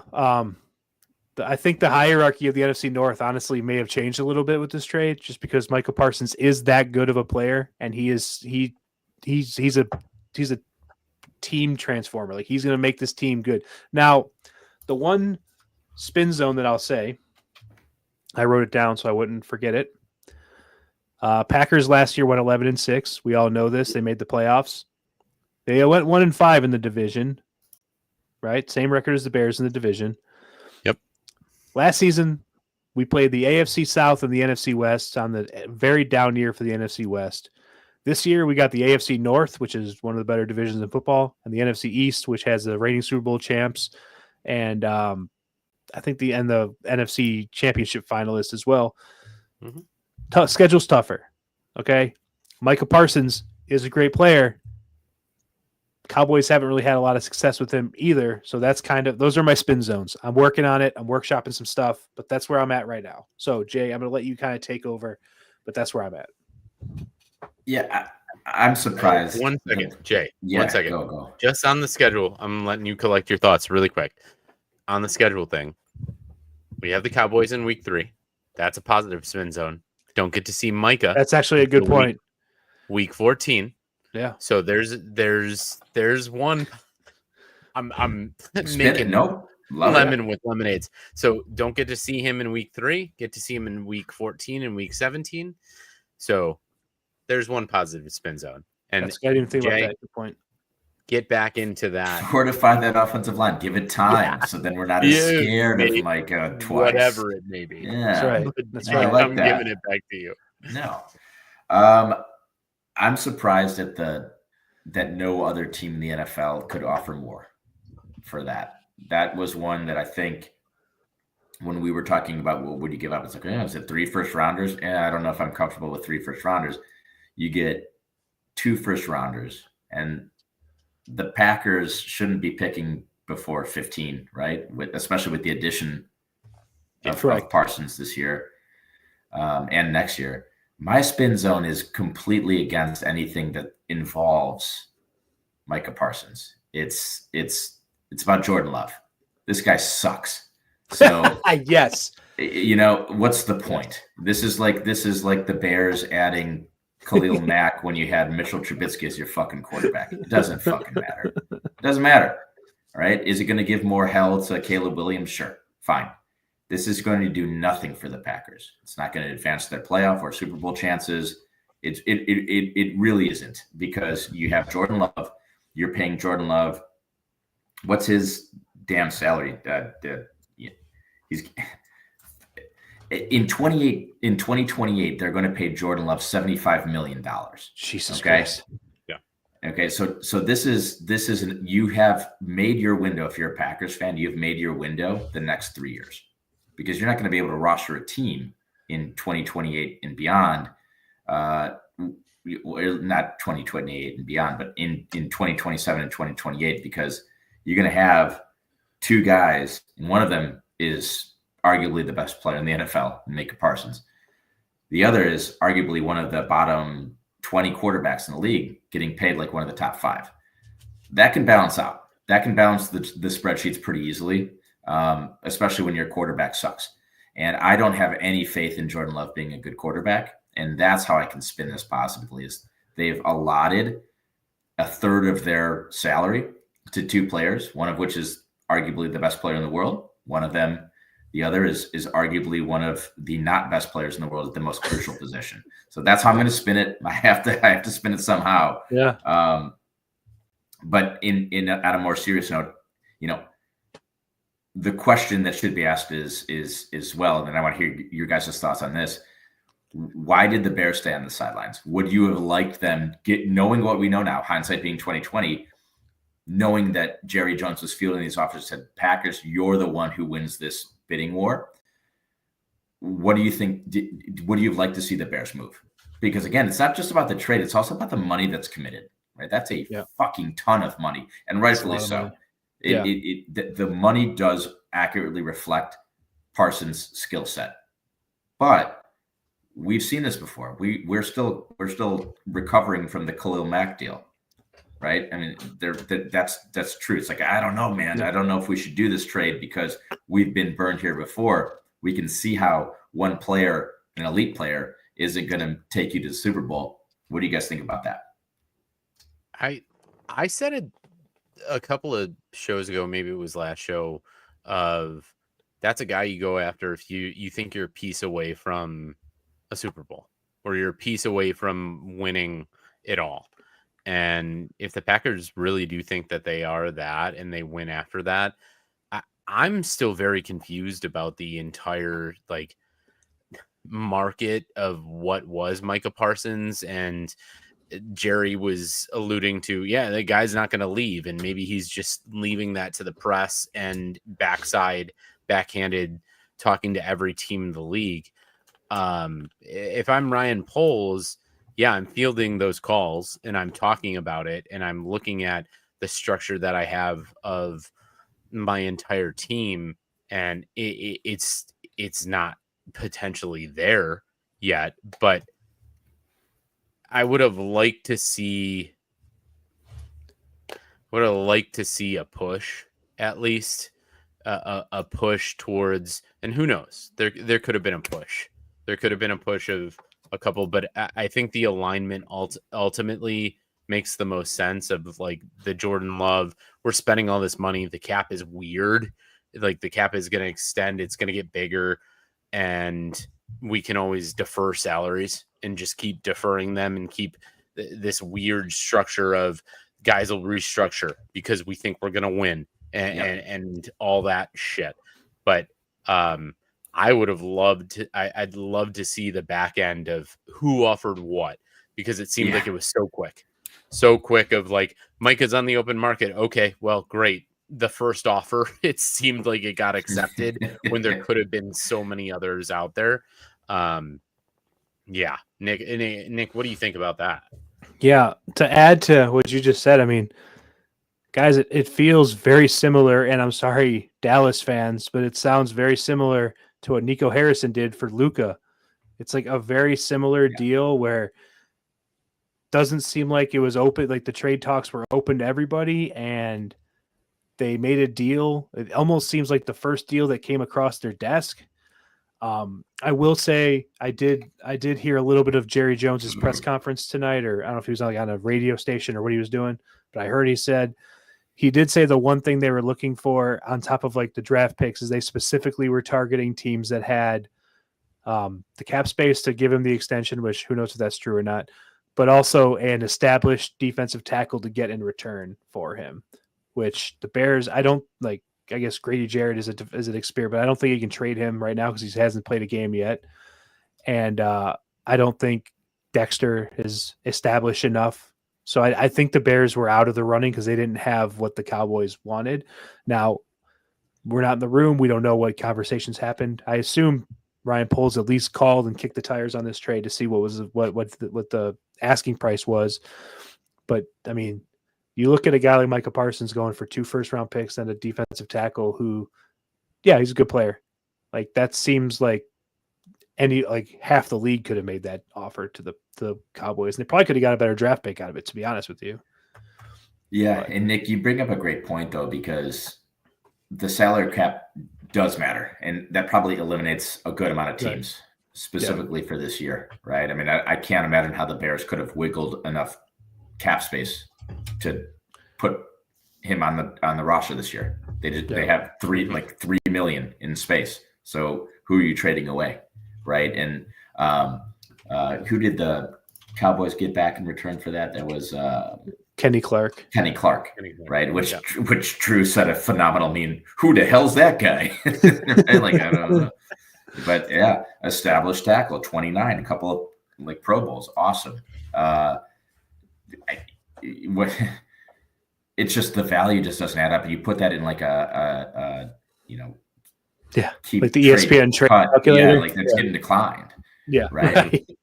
Madden isn't going to put that trade through. No way, right? It's like, I'm going to trade away. In Paul sent this one, which made me laugh too. It's like I'm trading away Micah Parsons for 2 chances to draft Micah Parsons. It's like it's just silly. Yeah. It's silly when all's said and done. So, I mean, all seriousness, I think the Packers, clearly won this trade, and that sucks. That sucks. Yeah. The other thing that it is like the negotiation fatigue that might have just come upon a 80-year-old man. You just had to go through that through Dak. You had to go through it through CD. You stretched it out through the beginning of the season. Like, at what point do you just cut it off and just go, oh God, I'm so fucking tired. Who's gonna offer me something that seems good? Give me something. Let's go, guys. And you're in Madden 25 or Madden 26, and you're like, oh, okay, that looks good. Good. Yeah. Accepted. We're done. Call it a day. It's 6:30. I can bed down. Yeah. I ate dinner 4 hours ago. One thing that's funny about this is just to kind of add to that is that of those 2 negotiations you were talking about, right? Dak and CD, and now Micah, like of all 3 of those players, like the one guy you probably want to keep is Micah Parsons. And I mean, the last guy you want is Dak Prescott out of those, right? I mean, you were talking about Jordan Love being like one of the biggest like differential between like salary and ability. Like Dak's up there too. Like that's like they're 1 and 2 on that list, I feel like. So I don't know, like they got stuck with Dak and they just let a generational defensive end walk for 2 first-round picks and a defensive tackle who maybe is over the hill. I don't even know. 29. Yeah, whatever. So Yeah. I don't know. The ultimate good news is don't have to see it until week 13.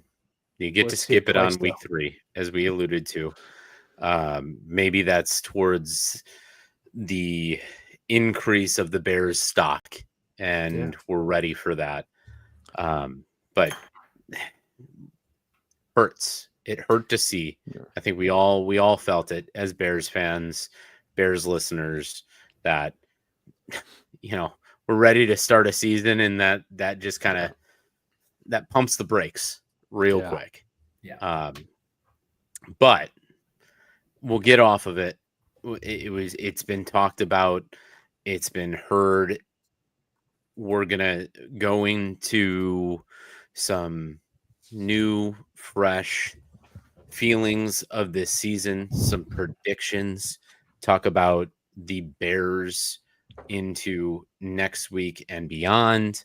But really quickly, I'm just gonna anything else you guys have to touch on with the offseason, the moves that were made recently, or Micah Parsons. You got finishing thoughts on that? Because I know it's fresh. So Jay, you got anything? Any new developments with the male cheerleaders from last week? Skip. Nick, Yep. you got it. I do Come on, not. Skip. Let's just play some football. That's where I'm at right now. Mhm. Let's just play some real football.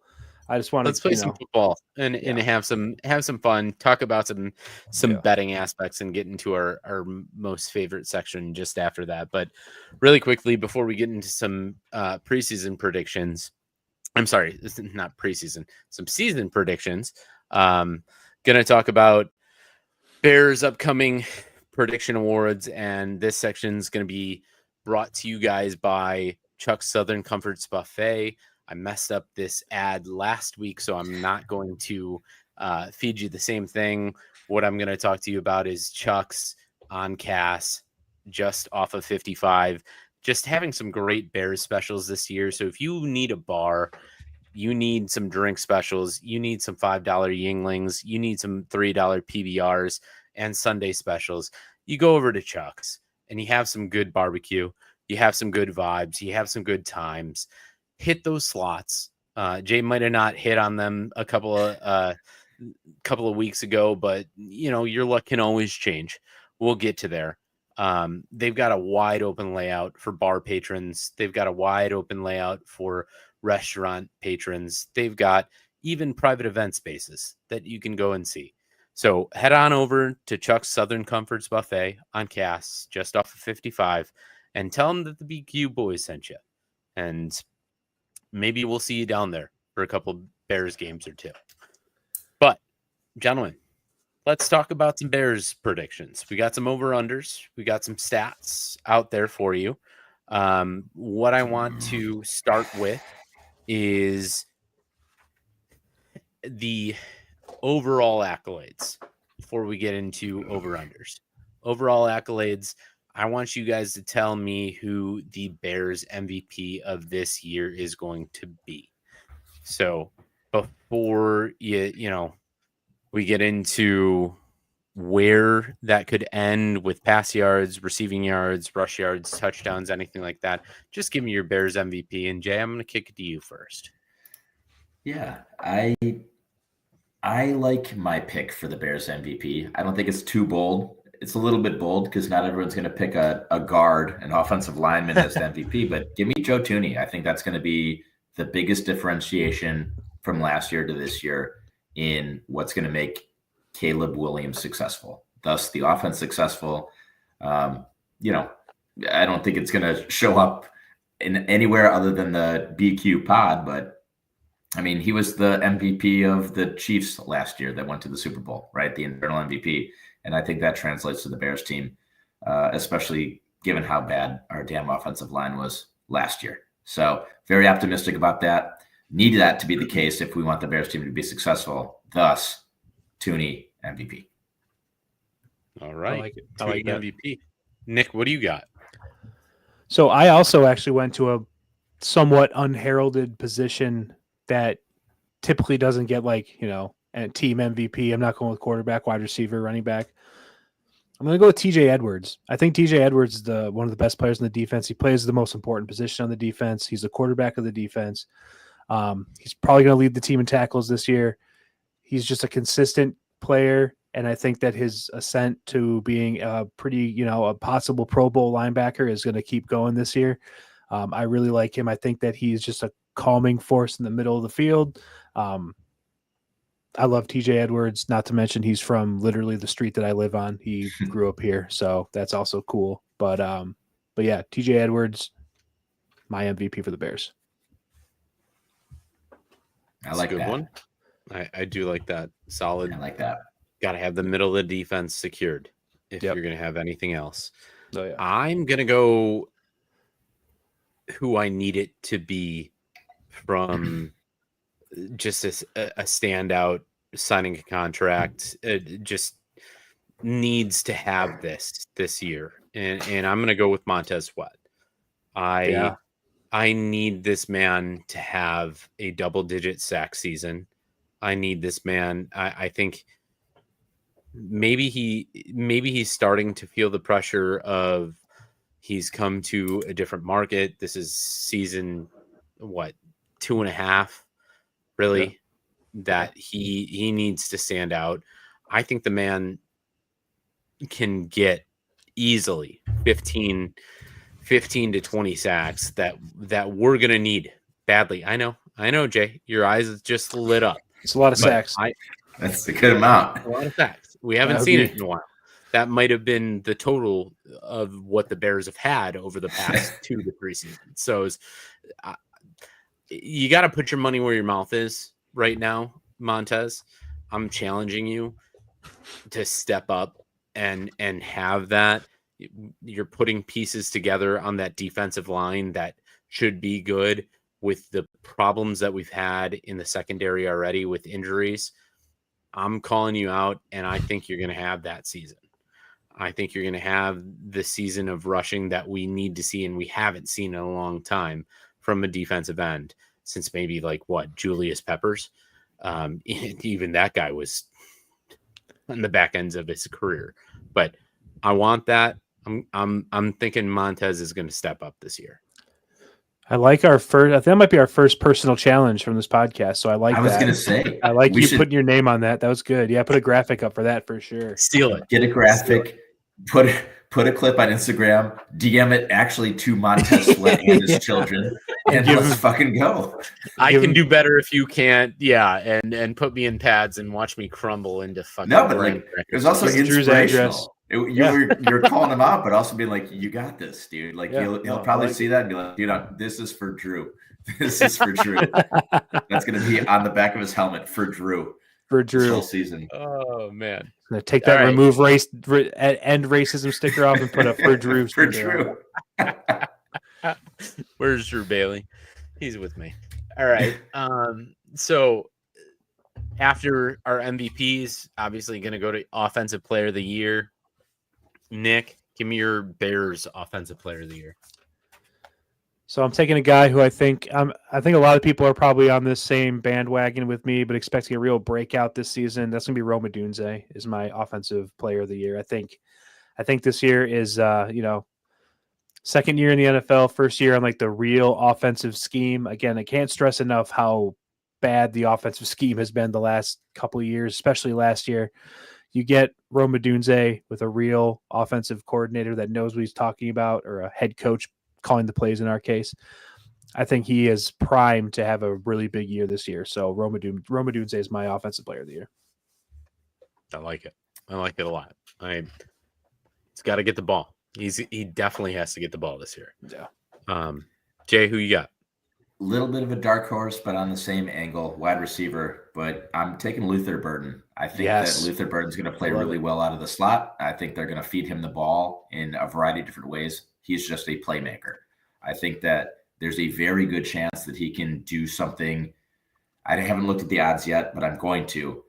This is a guy that might be a dark horse for a couple of bucks on on the offensive rookie of the year. Right. I love him. I love his playmaking ability. So I'm all in on Luther Burden. Love him. I love him. I love him. Love Luther. that for you. You know, that's a clip right there. Yeah. Luther, we love you. Jason loves you. Get it And done. that's going to give you the extra drive to get there. Right. For Jason. Win my For best. Jason, he's got for Jason. Uh-huh. My guy's DeAndre. Okay. DeAndre, I think he meshes with Ben Johnson well. I think they know each other, and they've talked about it a lot of knowing each other, knowing the system in which they've had with each other back in Detroit. And I really did like what he did in Kansas City, and seeing that he wants to be a starter, an engine starter for this offense, and have that grow. I think he is maybe not a workhorse back, but at the same time, he can give you 1,000 yards and multiple close to double-digit touchdowns. So I'm going to go with DeAndre. I'm sad that none of us picked Caleb, but we're all optimistic on it right now. We got to temper expectations. But then we'll go into defensive player of the year, and I'm going to kick it to Jay first. Who's your defensive player of the year? Let me just say first, before I go into that really quick, I think that John Gruden would love our pick so far. I think we're picking a lot of grinder guys. Yeah. I think we got defensive players for MVP, linemen, some unheralded guys. And I think his eyes would be lighting up. He's like, Drew, I really love that pick. Like, I see what you're seeing in Swift. He can really get in there. This is a guy who's just been looked down on his whole career. And this is the year he's going to pop. By the way, really quick, speaking of Gruden, I saw this Instagram reel. I don't know if you guys have ever seen it, but it's like my girl making her order at Starbucks, and it's like him like yelling, like just like screaming on like a long play call. Why? He's like, he's like screaming. Flavor. It's so goddamn funny. Anyway, sorry. No, dude, the Gruden memes are so good. It's like the other ones are like. I told my girl I wasn't going to have 10 drinks and talk her grandma's ear off about football. It's like, this guy is an absolute gem. I love it. The Gruden content is so fucking good. He's the best. He is the best. Okay. My defensive player of the year, though, I'm going to go with Jaquan Brisker. I think that if Brisker is right, the defense is right. And so that's why I'm taking it. It's an optimistic pick. If he can stay healthy, this defense has a chance. And if not, we're in deep trouble. So that's why I'm taking him. Just an optimistic pick. We need him on the field. Yep. I like that. Okay. All right. I'm just going to go with an easy. I said Montez, so I'm going to go Montez again. If he's your MVP, he's got to be your defensive player. So there's no need to harp on the depth of that. Nick, what do you got for defensive player of the year? So I do have TJ Edwards as my MVP, but I'm going to pick a different player for defensive player of the year. And that guy, I think Kyler Gordon is really going to have a big step forward this year as well. So Jalen Johnson is obviously the best player on the Bears defense. And if we're being optimistic and we're in the trust tree, I think Jalen Johnson is going to be fully healthy. And he's going to shut down half the field. So they're going to have to throw the ball somewhere, and they have to go to Kyler Gordon. And I think Kyler Gordon is going to have a step up and have a big year. He's going to have probably better numbers than Jalen Johnson does, just because Jalen Johnson, in theory, won't have as many balls thrown to him because he's a better corner. So I'm going with Kyler Gordon as my defensive defensive player of the year. Love that. Love that logic. Love that thought process. Love it. Yeah. Thank you. Let's hope. We got it written down. I hope. I will say, on paper, man, when you read those names of that secondary, it is sexy. If they can stay healthy and be right, that is pretty sexy. Yeah, and that's a lot of the reason why I could see a guy like a big name like Dennis Allen coming into a system like this and saying, yeah, okay, I got the guys in place. Stay healthy, gentlemen. Yeah. Get healthy. Get healthy. Get healthy. The best ability is availability. Yeah. And our defense is the best part of this team right now. So, but we'll get into real quick. You can just go over under. We don't have to go into too many details. We'll touch on offensive only because it's hard to count for defensive stats. We go over unders, Bears preseason betting props, where they're at right now. Caleb had 3,500 yards last year. We going over under 3,600 this year. Jay, passing. Over. Easy. 4,000 plus. That should be the line. All right. Nick? Same. Yeah. Give me the over. I'm thinking this is a 4,000 year, finally. We're all over. We're all over on it. It's all over, baby. It has to be. Well, it's a done deal then.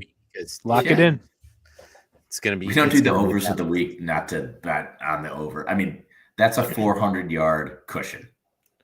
Easy. Yeah. And then, then we're going into the receivers. I know Jay likes Luther Burden, but we're going to touch on DJ and we're going to touch on Rome. DJ's got just about 1,000 mark for himself at 975.5. Jay, you taking the over or you taking the under? I mean, it has to be over because Caleb's going to throw for 4,500, but they're going to spread the ball all over the place. They got a lot of mouths to feed there, but DJ's going to eat. Yeah, right. I'm actually taking the under here because I think that obviously I'm very confident in Caleb, but I think that I do think that Luther Burden's going to have to eat into somebody's touches, and I think that's going to be DJ Moore. So, but yeah, nothing. I think DJ Moore is still going to have a fine year. I just think that the ball will be spread around a little bit more. I don't know if they're going to have 1,000-yard receiver this year, but they will have several 800, 700-yard receivers in my mind. So I'm taking the under here. Like Nick said, there's a lot of mouths to feed in that offense, and it's a Ben Johnson offense that he's going to spread the ball, but that's number one, and you got to have 1,000 yards for your number one. I think it's going to happen. Nick and I were talking just before he got on this, Jay, of his draft and his perspective of in picking in fantasy. I think it's exactly what it was last year, just over the 1,000 mark and 7 touchdowns, and I think that just gets us to where we need to be at 975. So I'm going to take the over as well. Now, Jay's got him as, I'm sorry. No, he didn't. We were talking about Rome and Rome having I had need him to have a break. I'm sorry. Nick had him. Yeah. So Nick, I'm going to start with you. We thinking Rome goes over 875? Yeah, I think 875. That's doable. I think Rome goes over 875, so I'm taking that. Okay. If DJ Moore was at 875, I'd probably take the over there too, just for the record. Okay. But so. Okay. Jay, what do you think about 875 for Rome? No question over. Okay. The only thing that happen to any of these overs is injuries, in my opinion. I'm sorry. I'm taking Rome under. He's been underwhelming for me just a little bit, and I think he has. Oh man, I'm not even going to say it. Well, you could say it. One of the things I think he has an injury looming this season because his outside running is the only one that we really have in this offense. You've got a bunch of inside runners that will be short dump off passes. I see an outside runner as we're going to have a lower body injury, soft tissue or something there. I don't want it for him. I really don't, but I can see it. So that's why I'm taking his under. Love you, Rome. Sorry, but that's just what I got. Dr. Swifty. Drew knows best. I'm sorry. Dr. True. We don't have a lot of outside runners. That's a scary thing in That's the true. wide receivers. Rome stacking up against a more than likely QB or a cornerback one all the time, because that's the outside guys you have nowadays, is not great in my mind. But you guys pick. I'll give you the over under of Swift, and we'll cut this off and get to fantasy and get to our podium list. But Swift, either pick over under yards of 850 rushing or his over under TDs of 4.5. And I'm going to start with Jay. I'll do the TDs. I think the over hits there pretty aggressively. I could see. Yeah. My prediction would be 7 touchdowns for Swift rushing on the year. Yeah, and I don't want to just be an echo chamber here, because I think he's going to finish right around 850 yards. I think that's a pretty good number, so I'm going to kind of stay away from that. I do think 4.5 rushing touchdowns. With the lack of depth we have at running back, someone's going to have to run the ball in the end zone. It's going to be Swift, and I think he gets over 4.5 in the first 2 months of the season. Yeah, that seemed alarmingly low. Yeah, that really does. And maybe it's more of that they're accounting for, or books are accounting for him not getting the snaps in the red zone with Roshan or Menungai. Maybe. Who knows?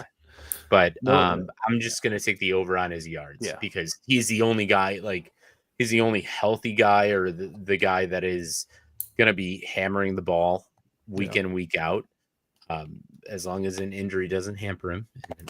God, I'm knocking on as much wood as I possibly can here, boys, for DeAndre, but I'm going over on his yards. So that'll take us through the preseason predictions. We're not going to go into defense or sacks or anything like that. We got some more coming next week before the game and the preview to next game. But Jay, take us through just a little bit of fantasy before we get to the podium list, whatever you got there. Yeah, we'll nibble on it. Do what we can in the fantasy corner. But just for the listeners out there, the Guillotine League, the barely qualified Guillotine League, there's only 3 spots available. Is that right? Or are there less than that? 3 spots? 3 spots available. Draft is on Wednesday before the opening day of the NFL, September the 3rd. So please do join us. Only 3 spots available. So get out there, join right away. We'll have some merch, some prizes, some stupid trophies to give to the winner of the league. Survivor League rules in fantasy format. So it's going to be a lot of fun. That'll be my first Guillotine League. It'll be a lot of fun to just kind of figure it out. And we'll have a little bit of fun, talk a little smack, stay connected. That'll be a lot of fun. What happened in the BQ circle this past week was we had our redraft draft, right? And so Drew and Nick, I want to talk to you guys a little bit about strategy. What was the results? How are you guys feeling about your team? We talked a little bit about Dynasty last week after the rookie drafts came in. We're going to shift that to the more traditional redraft league. In auction league, 12-man, half-point PPR. I have historically over the last 6 years come in either 10th, 11th, or 12th place. I'm the commissioner of this league. 10th, 11th, or 12th place 6 years in a row. So I'll save my analysis for another time when people would want to figure out what not to do.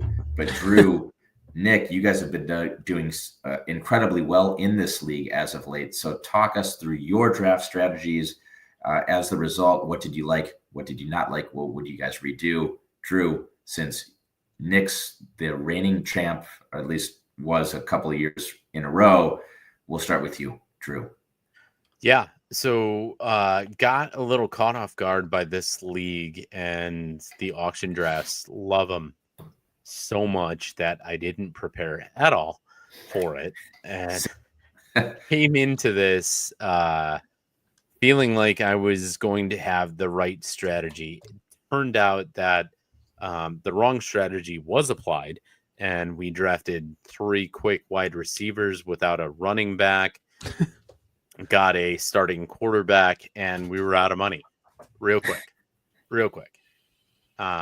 Quick enough to where Jay and I on this forum had to make a quick deal of a starting wide receiver for a starting running back to get us back into contention. And it was ultimately, it was fun. It was great.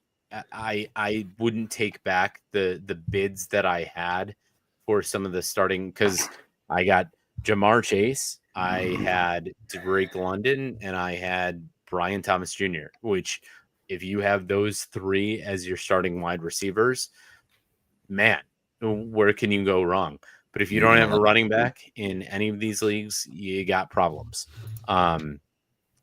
So my overall takeaway from the auction of that league would be probably being a little bit more attentive towards the value picks rather than the guys that you think are at the top and are at the top of their teams, the top of their positions, and not trying to outbid in the mid-range of $30-$40, because your spend can go really quickly, and you never know who's going to try to. That's why I love this of auction drafts. You never know who's going to try to screw you over and just say, oh yeah, you're going to take them. I see your league, because everyone sees everyone. Everyone sees what's going on. So that being said, I like my team. I like the potential that it has. The funny thing that I don't think I told either one of you about was I was in this draft for about 5 minutes, longer than anybody else was, because I was just picking off the bottom of the barrel of people, because there was nothing else cash. to have. Like, I had 11 of 15 guys and still had to pick 4 more guys, and I just got really gun shy, and it was just like, oh, okay, that guy looks good, that guy looks good, that guy looks good. And it wasn't about positional needs or team needs. So what I will say to our listeners is just pay attention to your auction drafts and make sure that you know what's going on and how people are trying to influence you. Yeah. Good advice. Good advice. Yeah. Yeah. I mean, my strategy going to an auction is usually going to be, this is a 3 receiver. We start 3 receivers and a flex and 2 running backs. So I like to attack my running backs and receivers as much as I can. Basically, what I'm trying to do going into this draft specifically with the 3 receivers, I'm trying to get an elite running back and then 3 pretty good receivers, and then kind of round out my team with value guys. That's always kind of my strategy. So this year I spent a lot of money on Bijan Robinson. I think he's going to be he's projected to be the running back 1 this season. So I'm pretty excited to have him. My receivers, I splurged a little on Malik Neighbors and T. Higgins. And then I took DJ Moore as my wide receiver 3. That's the one pick I think, as I made my last bid on DJ Moore, I was kind of hoping somebody outbid me for him, because I don't really love the pick, but as my wide receiver 3, I think that he'll be fine. I'm not super worried about that. The issue with my team obviously is my running backs are not, like, Bijan Robinson will be a top 5 running back this year. Hopefully he'll be the number 1 running back this year. My running back 2 is J.K. Dobbins. So didn't have a lot of money left, and I got to the running back 2. I did snipe Trey Benson from Drew late in the draft. So I think he's got a lot of upside. He might be a guy that comes in my lineup. I'll tell you, somebody that I really liked as one of my dollar pickups late in the draft. I really like Josh Palmer in Buffalo this season. They don't really have a true wide receiver 1. I guess Khalil Shakir is probably the closest, maybe Keon Coleman, maybe, but they don't really have a true wide receiver 1. So anybody out there that's on the field can get wide receiver 1 targets at any given time. And that's an offense that's going to throw the ball a lot. So I really like Josh Palmer. He's proven that he can do it. So I was a really big fan of getting him for $1. And then I got some pretty bad running backs as well. But yeah, My strategy is just be top heavy and then hope that your backups and your value players can give you something to kind of put you over the edge. So that's kind of where I stand. No, it's you boys both have good teams, and you always do. So we'll see how this kind of folds out. We'll keep everyone updated. I'm not even going to waste any breath on my draft. It was so bad. Every time I do this draft, I saunter up a little buzzed off of a Coors Light or two from the draft. And Margaret asked me, how did the draft go? And I say, same as last year. Going to be in last place again. I think your trade you made with I think your trade you made with Drew was pretty good for you though. That was I would agree. I mean Chase Brown is a good player, but I think BTJ is like that's the guy you want in that trade. And I think Chase Brown's a good player, but it was just a weird circumstance because I had 4 running backs and Drew had 3 wide receivers. And I think that was our first 4 picks, and we're like, like hit the panic button a little bit. Yeah, it's a scramble. That's everybody panic. What's going on? There was a virtual handshake between Jay and I, just going, "Hey, gotta have this." You need some insurance to be able to fill out a roster. The bad news, though, Nick, is my running back crew is now Chuba Hubbard, Kenneth Walker III, and Breece Hall. And when I just logged into fantasy, and a couple of things about Yahoo really quick. I logged into the Yahoo Fantasy Football homepage, and it said top 10 busts of the year with a big old picture of Breece Hall. Obvious. And so I'm trying to make trades with Paul for, Braylon Allen. And that's not, we know how trades with Paul go. They don't exist. So that's not going to happen. But also, I'm a little bit peeved about Yahoo because they're not giving out draft grades. I wanted to get absolutely eviscerated. That's one of the best parts. And it's like the best part. You get the email. It says, "Hey, man, here's a D+, bitch." And I was looking for that email and I never got it. So I'll write the CEO and get some answers. But but no, anything else you guys wanted to touch on the fantasy, or shall we proceed? Well, you mentioned Paul, so fuck you, Paul. But besides that, I think I think we're good. Should have said it during the Micah Parsons. I know. Fuck you, Paul. I didn't want it. No, I didn't. He was expecting it then, so. Mm-hmm. Oh, okay. Element of surprise. The only other thing I have to touch on fantasy is the buildup of all of it has been amazing as usual. Fantasy getting ready for a football season is amazing. Make sure you go in intently with your drafts and your friends and what you're doing. It always seems to be with us and how we do it. Like, have fun too. Like, it's not that serious. You are not a general manager of a football team. So get your guy. Jay gave me a look right there. Yeah, I am. I am. I am LARPing as a general manager. Okay. Don't take that from me. I am Ryan Poles in this league right now. But I can do what Poles does. That's the best part of fantasy football is like any year, you never know what's going to happen and how it's going to turn out right at your draft. Go on the waiver wire. Go on the trade market. Get your things done. Don't make it a stagnant league. Like, your draft is done with your experience in fantasy football. Just make sure you stay active out there, and you're gonna have fun. You're gonna have a good time. I remember some of the best times we used to have of, not saying we don't anymore, of like in college when you're up right around Tuesday, putting waiver wire picks in for people, making sure that you got the best guy. Those are the times that you got to experience. Yeah, and if your league doesn't have like a trophy, I highly recommend getting a trophy for your league, because it just makes it like, I have this one just in my office.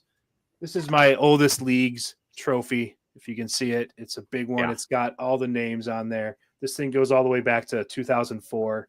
If you have something like this, it just makes the league better. I think it's just fun. Every draft, the new champion gets it back, and it's a blast.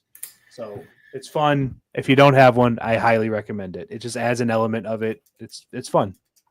And a great point, Nick, because I believe the Guillotine League, this inaugural year, that I didn't pronounce that word properly at all, but we'll let that slide. We'll edit that out, right? Am I wrong? Yeah, maybe we'll let it slide. Do it live. We'll do it live. We'll fucking do it live. I believe the Guillotine League will be having a trophy. Is this true, Drew? True. Yeah. Yes. I'd love to see it. So reminder to the listeners that are still listening to us, join that damn league, have some fun with us. I'm really excited for that. Yeah, it's a different way to play fantasy. None of us have ever done it. I think it's going to be a lot of fun. And if you lose week 1, you're out. You don't have to worry about it anymore. So great point. I mean, like, it's like I think that's a positive sometimes. Zero risk, ultimate reward is how I would put it. Ultimate reward. Yeah, ultimate. Glory lasts forever. Well, let's transition. Not well, never mind. But let's transition to the podium list. Yep. Yeah. So this week's podium list, I couldn't really figure out the best way to word it, but essentially I watched Tommy Fleetwood win the FedEx Cup. Is that what the tournament was called? The FedEx Championship or whatever this week. I found myself, I'm not a Tommy Fleetwood fan. I mean, he's a nice guy. I like rooting for him, but he's not like my golfer. I found myself really rooting hard for him and really wanting him to win. I also had a bet, but that was kind of beside the point. It was a small bet. It wasn't anything crazy. So it kind of got me thinking about, as Chicago sports fans, our teams are eliminated routinely before the championship rounds of playoff. So I thought, we're going to do our podium list of your favorite teams you rooted for in place of your Chicago teams, if that makes sense, right? So of exactly how I felt watching Tommy Fleetwood win that tournament on Sunday. That's I realize I do that all the time. So that's what our podium list is this week. Drew is going to lead us off in the first round. So the gold's going to go Drew, Jay, Nick, and then it's going to go Jay, Nick, Drew, and then the bronze will be Nick, Drew, Jay. So if we don't have any more questions, I think, Drew, you can just go ahead and lead us off. Yeah. For me, it was a no-brainer, and it was the struggling with the year, but I think it is the 03 Red Sox. 04. 04? 03 was the Aaron fucking Boone Red Sox. It was 04. the Aaron Boone. Okay. All right. You guys got what I was getting around for there. I think you both had it probably. Definitely. The party Red Sox. Kurt Schilling's fucking bloody sock. That sort of that mentality. We've all watched it. It was in fever pitch. A movie which I watch every year when baseball comes around. Yes, you do. How could you not root for those I'll guys? Tell you. The Bambino curse, but those guys, and then coming out afterwards and hearing all about how Kevin Millar was drinking beer all the time before games, all those guys just trying to break whatever curse they could, coming back against the Yankees, winning against the Diamondbacks. No, it was the Cardinals. Yeah. Cardinals. Yeah. Yeah. Yes. Because it was. You're so right. You're so right. I'm sorry. No, you're good. Cardinals, but yes. Ultimately, yeah, that's my 101. But yeah, that's a great pick. I mean, famously down 3-0 to the Yankees in Game 4, down by a run, facing Mariano Rivera in the bottom of the 9th inning. Came back, won Game 4, 5, 6, 7. Unbelievable. I had that on my list as well. I think that's a great pick. I mean, that's the best 30 for 30 in my opinion is the what's it called, 4 days in October or whatever it's called, the one about those specific days that led to that comeback. I love that. That's one of the top ones I had as well. Yeah, it's hard to beat that one, Drew. That was fantastic. Broke the curse, all that. I also think that the year 2000 through the year 2010 was the greatest baseball era of just World Series teams. It was every team had an awesome story, but nothing can beat the Red Sox. So great pick. Yeah, agreed.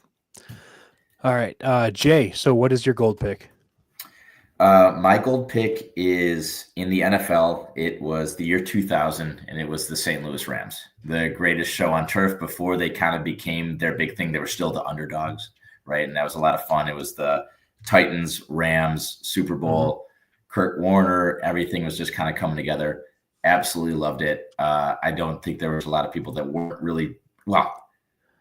Actually, in the Super Bowl, I'm sure it was split both ways, but it was such a great story. Kurt Warner, he used to bag groceries, like what the fuck are we talking? The like arena football Hallmark guy. movie. Yeah, right. But that team was actually so much fun to watch. It was just, it was 40 points a game. It was like when we were that age, 12, 13 years old, and you just saw football players transcending and kind of leveraging off of the Vikings teams of just offense all the time. But being able to see that was the best. So give me the Rams, 2000 Rams. I love the pick. The one thing I can remember in we were all in middle school Sixth at that grade, something like that. 7th grade. I remember for some reason rooting for the Titans. No, totally fair. In that, but at the same time, like the Rams being that great, I didn't remember. I didn't experience that timeline, but now hearing about it today and seeing like the American Underdog story movie that Kurt Warner had, unbelievable pick, Jay. Appreciate you. That's a great pick. Well, Jay, you kind of teased my pick a little bit when you were talking about Drew's last pick. You mentioned the 2000 to 2010 was a great baseball time frame, and I agree with you 100%. This one might be a little personal, but I don't think so, actually. I'm taking the 2001 Diamondbacks over the Yankees. That was Luis Gonzalez hit a walk-off bloop single in left field, the walk-off in Game 7. Byung-Hyun Kim was the closer. Yeah. I mean, that was the game where Derek Jeter famously hit a home run to walk off a game, and as the clock struck midnight, and he became Mr. November. It was just a classic 7-game World Series. I love this series. One, because the Yankees, I believe, had won 3 World Series in a row, or 3 out of 4 World Series at this point, and they were primed to win another one. And I feel like this is prime. Everybody hates the Yankees, 2001. Minus, granted, there was a little bit of rooting for New York after, all the stuff that happened that year in New York. But besides that, also Mark Grace is my favorite Cubs player of all time, and he was a starting first baseman for that Diamondbacks team. So he's always got a special spot in my heart. So the 01 Diamondbacks, I was a fan of them. I rooted for them that whole playoff run. I love that team. Schilling and Randy Johnson. Yeah. Oh. How can you not? What are you gonna do? I think literally they won all 4 games of the World Series. I think they both won 2 games each. I don't know who would have started the other 3 games. I couldn't even tell you. Not to mention just prime. That was the prime of the MLB having the shoulder cut off jerseys, the sleeveless jerseys, the undershirts. Yeah. Hey, I just drove my pickup truck and I'm 12 beers deep. Let's play ball. And Kurt Schilling did. Was Craig Counsell a part of that team? Craig Counsell was on the team. Craig Counsell was on the team. Matt Williams was on the team. Luis Gonzalez. I think Tony Womack was on that team. Yes. They had some good players. They had Damian Miller might have been the catcher. I could be wrong about that. That might be before his time. But anyway, they were a good team. Great call. So anyway, Jay, kick it over to you for your silver pick. So this is a little bit of a deep cut, but this was prime college, senior high school, freshman year of college. I'm going with it. I'm probably not going to get a lot of love for this one, and that's okay. But for me, it was great. 2006 Golden State Warriors, 8 seed, upsetting the Dallas Mavericks. All right, I'm talking Baron Davis when he just ripped his shirt. When he goes up for the layup for the dunk and he just ripped his shirt off. It was awesome. But that team was so much fun. I mean, we're talking attitude for days. Baron Davis, Monta Ellis, Jason Richardson, Steven Jackson. 4 guys you don't want to get in a bar fight with. Well, Monta Ellis you could probably take on. But Jay Rich and Studs, right? Yeah. But those other 3, you don't want to say anything bad about them to their face. And that's how they played ball. And that's, to me, why I thought they were so much fun. Because, I mean, that was the first time I've ever seen an 8 seed beat a 1 seed. And it was an absolute blast. And I don't even think they made it past another round. But, God, that was one of the coolest just rounds of NBA playoffs that I've ever seen. So it was hard not to root for them. I love that pick. I was right there with you back in 06, like watching the Warriors, like, you know, really wanted them to win that series, especially as it got later on. And if I don't know, my memory, and I don't remember the specific play, but I feel like there was like a absolutely filthy dunk by Baron Davis at some point during that series that like was on. I feel like I see it, but I can't visually see it. So great pick. That was what Jay was talking about. That's what he did. Oh yeah. Twitter dunked on him. That's right. Ripped his jersey in half. That's right. Yeah. Okay. A lot of attitude, and that was a lot of fun. and that's when the guys still wore their shorts literally to their ankles. You know, it was just like, oh yeah, it's great. And 1 jersey mixtapes. Oh yeah. Oh man. It's funny that you took them because they beat the Mavericks, right? The year Dirk won the MVP. Yep. I am actually taking the 2011 Dallas Mavericks because that was the team that beat the Big 3 Miami Heat, and I was a big time hater of the Big 3 Miami Heat. Yep. So I was all on board the Dallas Mavericks, like win this series. I also Jason Kidd was on that team. I always liked Jason Kidd, and Dirk was like such a good player for so long. See him get a title was pretty cool. But like really, it was just about the hate of the Big 3. That's really all it was. It could have been anybody out of the West. I would have rooted for them. So yeah, that was my pick. That's why I like. So it's funny that you picked the team that beat them right before me, but that's all right. Same 11 wavelength. Yeah, 11 Mavs. Same wavelength, Nick. I had some other picks, and we're not done, so I won't disclose them. But a lot of anti-LeBron. I was thinking Spurs. I was thinking those sorts of teams too. Like beat the villains and the Big 4 or the Big 3 in Cleveland and Miami. Well, it wasn't Cleveland. It was Miami that we were looking at for sure. My biggest villain that I can remember and my silver pick is going to be Vince Young against the USC. Oh, nice pick. Liner, Reggie Bush. Very nice. Pete Carroll team. Guys, if I can tell you, I downloaded that ABC like quick 20-minute recap with whoever, just a memorable guy. I forgot his name. Musburger or something like that. Who knows? It was Brent or Al Davis, Al Michaels, or I don't think it was Vern. It wasn't Vern. Vern was always a CBS guy.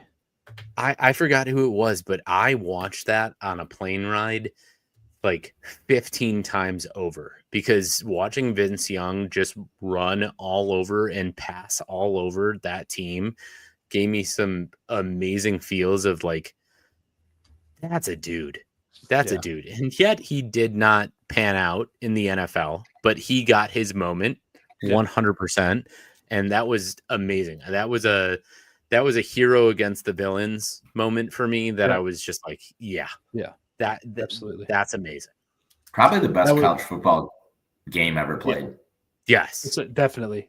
Given the stakes and the quality of the game and the Heisman Trophy winner versus the guy who probably, was second in the Heisman Trophy. Yeah, that was like so that was peak. That was like the peak of my Notre Dame fandom was that season. I was really all in on like Brady Quinn and like Notre Dame that season. So the Bush push game earlier in that Yeah. season like broke me. So I Yeah. fucking hated USC. So I was Yeah. right there with you. I loved Texas in that game.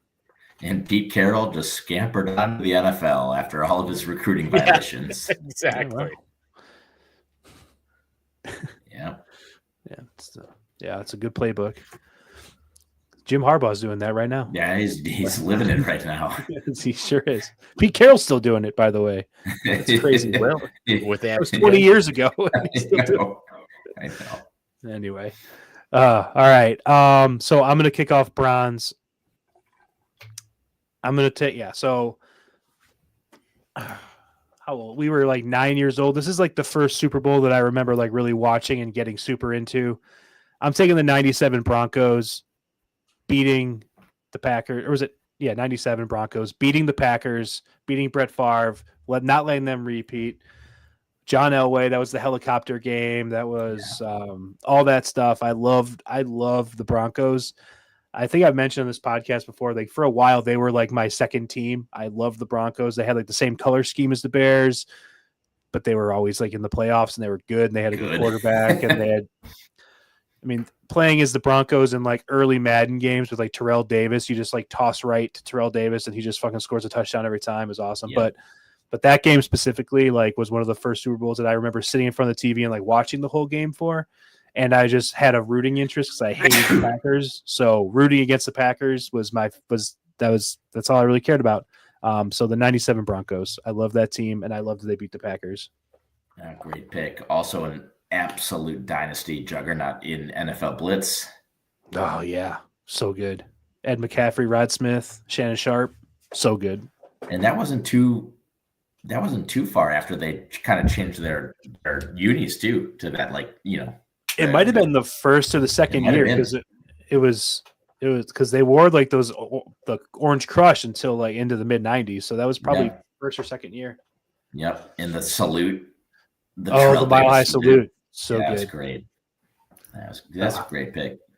Yeah. So, all right, Drew, bronze. I just took the 97 Broncos. Okay. And I'm going to finish it out.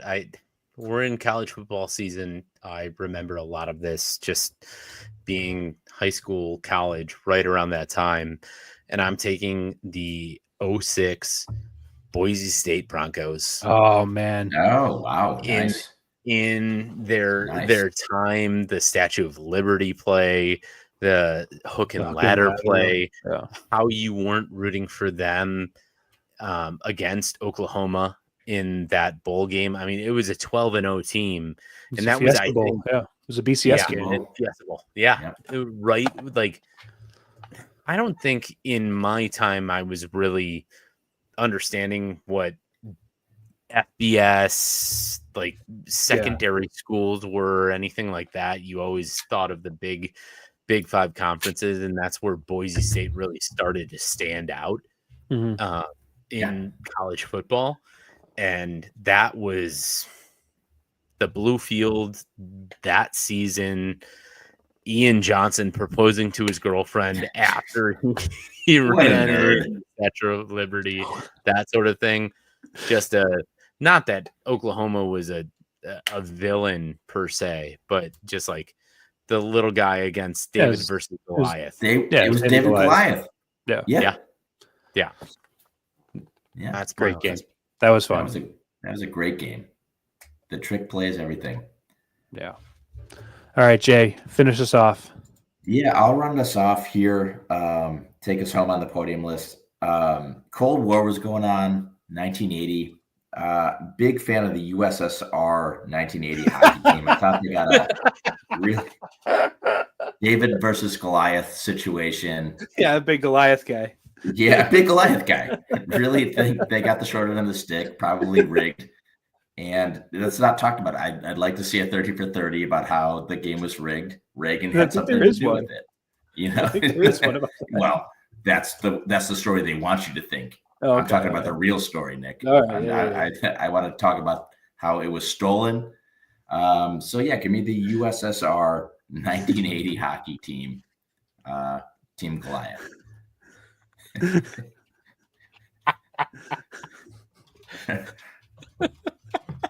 All right.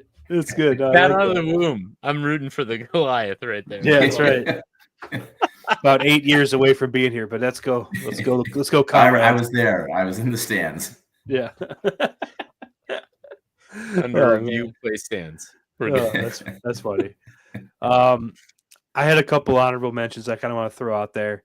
So, Jay, this is kind of for you, but also this is true. I'm not a Sox fan. I was rooting for the White Sox in 05. That was a fun season. I enjoyed that team quite a bit. Just a bunch of cool, like, it's just like such a collection of dudes who all happen to have career years the same year. That's like, you don't see stuff like that. There wasn't a single like Hall of Famer superstar to be found on that team, but they did it, and that was fun. I also, one team that I picked all the winners that I rooted for. One team that I really, really, really got really into was the 2011 Texas Rangers against the Cardinals, the David Freese season or World Series. I was all in on the Rangers when there's a play. Who was playing right field? Was it Nelson Cruz? Maybe was playing right field, and the ball just like barely went over his glove with 2 outs and kept the inning alive.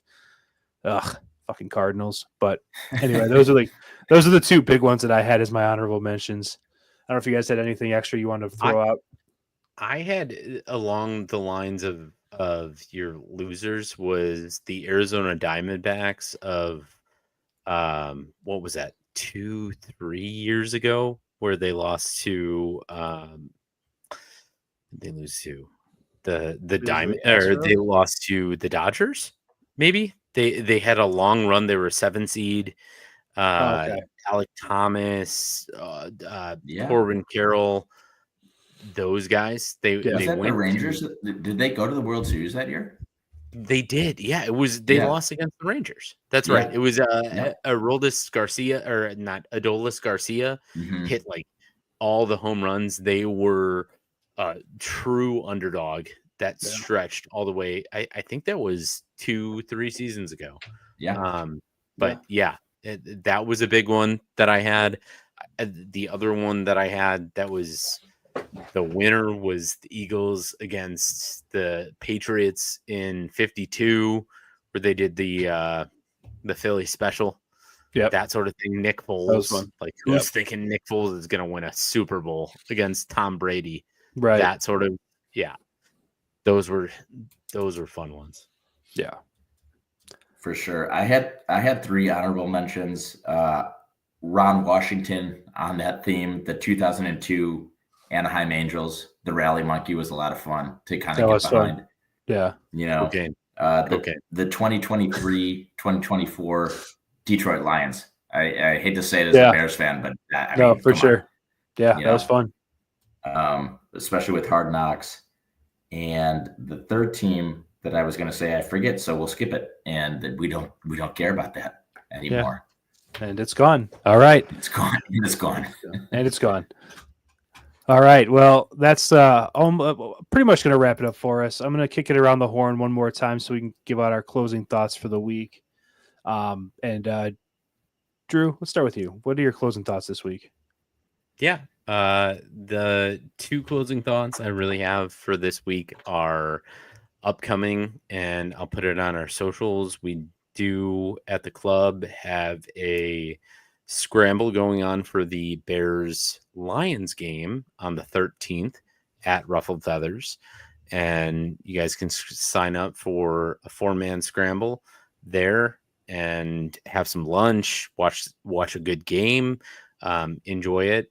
Maybe we'll be there with the BQ pod.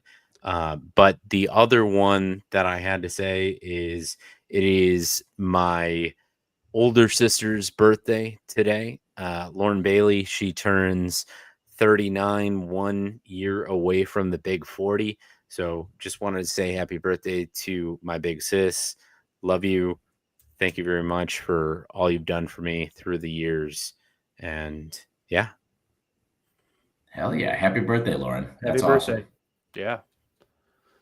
Right on, man. All right, Jay, what are your closing thoughts for this week? My closing thoughts are the doldrums of gambling valleys are almost behind us. I mean, they basically are. It's week 1 of college football on Saturday. we're just a couple of days away from NFL betting again. Let's get some fat wallets this season. Who can't wait for their first ridiculous parlay to place? We'll help you out with that on the BQ pod too. So I can't wait to get to that part of the podcast as well.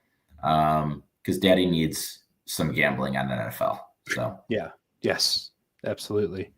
Daddy needs a bankroll. Mm-hmm. And then my closing thoughts are going to be, I think I gave the same advice last season. It's Labor Day weekend. It's the last weekend with no NFL football till like mid-February. There is college football on Saturday, but no NFL football on Sunday. So gentlemen, guys, take your ladies out, go apple picking, do all that stuff, build up your goodwills. Cause the next, we're going to be in for the long haul, right? We got another 4 months of just sitting on our couches, watching football all weekend. Build up that goodwill now. I am probably going to do something like that. Take the kids, take the wives, whatever you got. Make sure you take care of them this weekend, and it'll pay off later. So it's an investment in your future. So, relationship equity. Mm-hmm. Build it. Right. Mm-hmm. Yeah.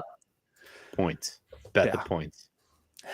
Well, all right. Well, that's going to do it for this episode of Barely Qualified. On behalf of Jason Maxwell and Drew Bailey, I'm Nick Lavris. Thank you for listening and watching. And as always, we will catch you on the flip side.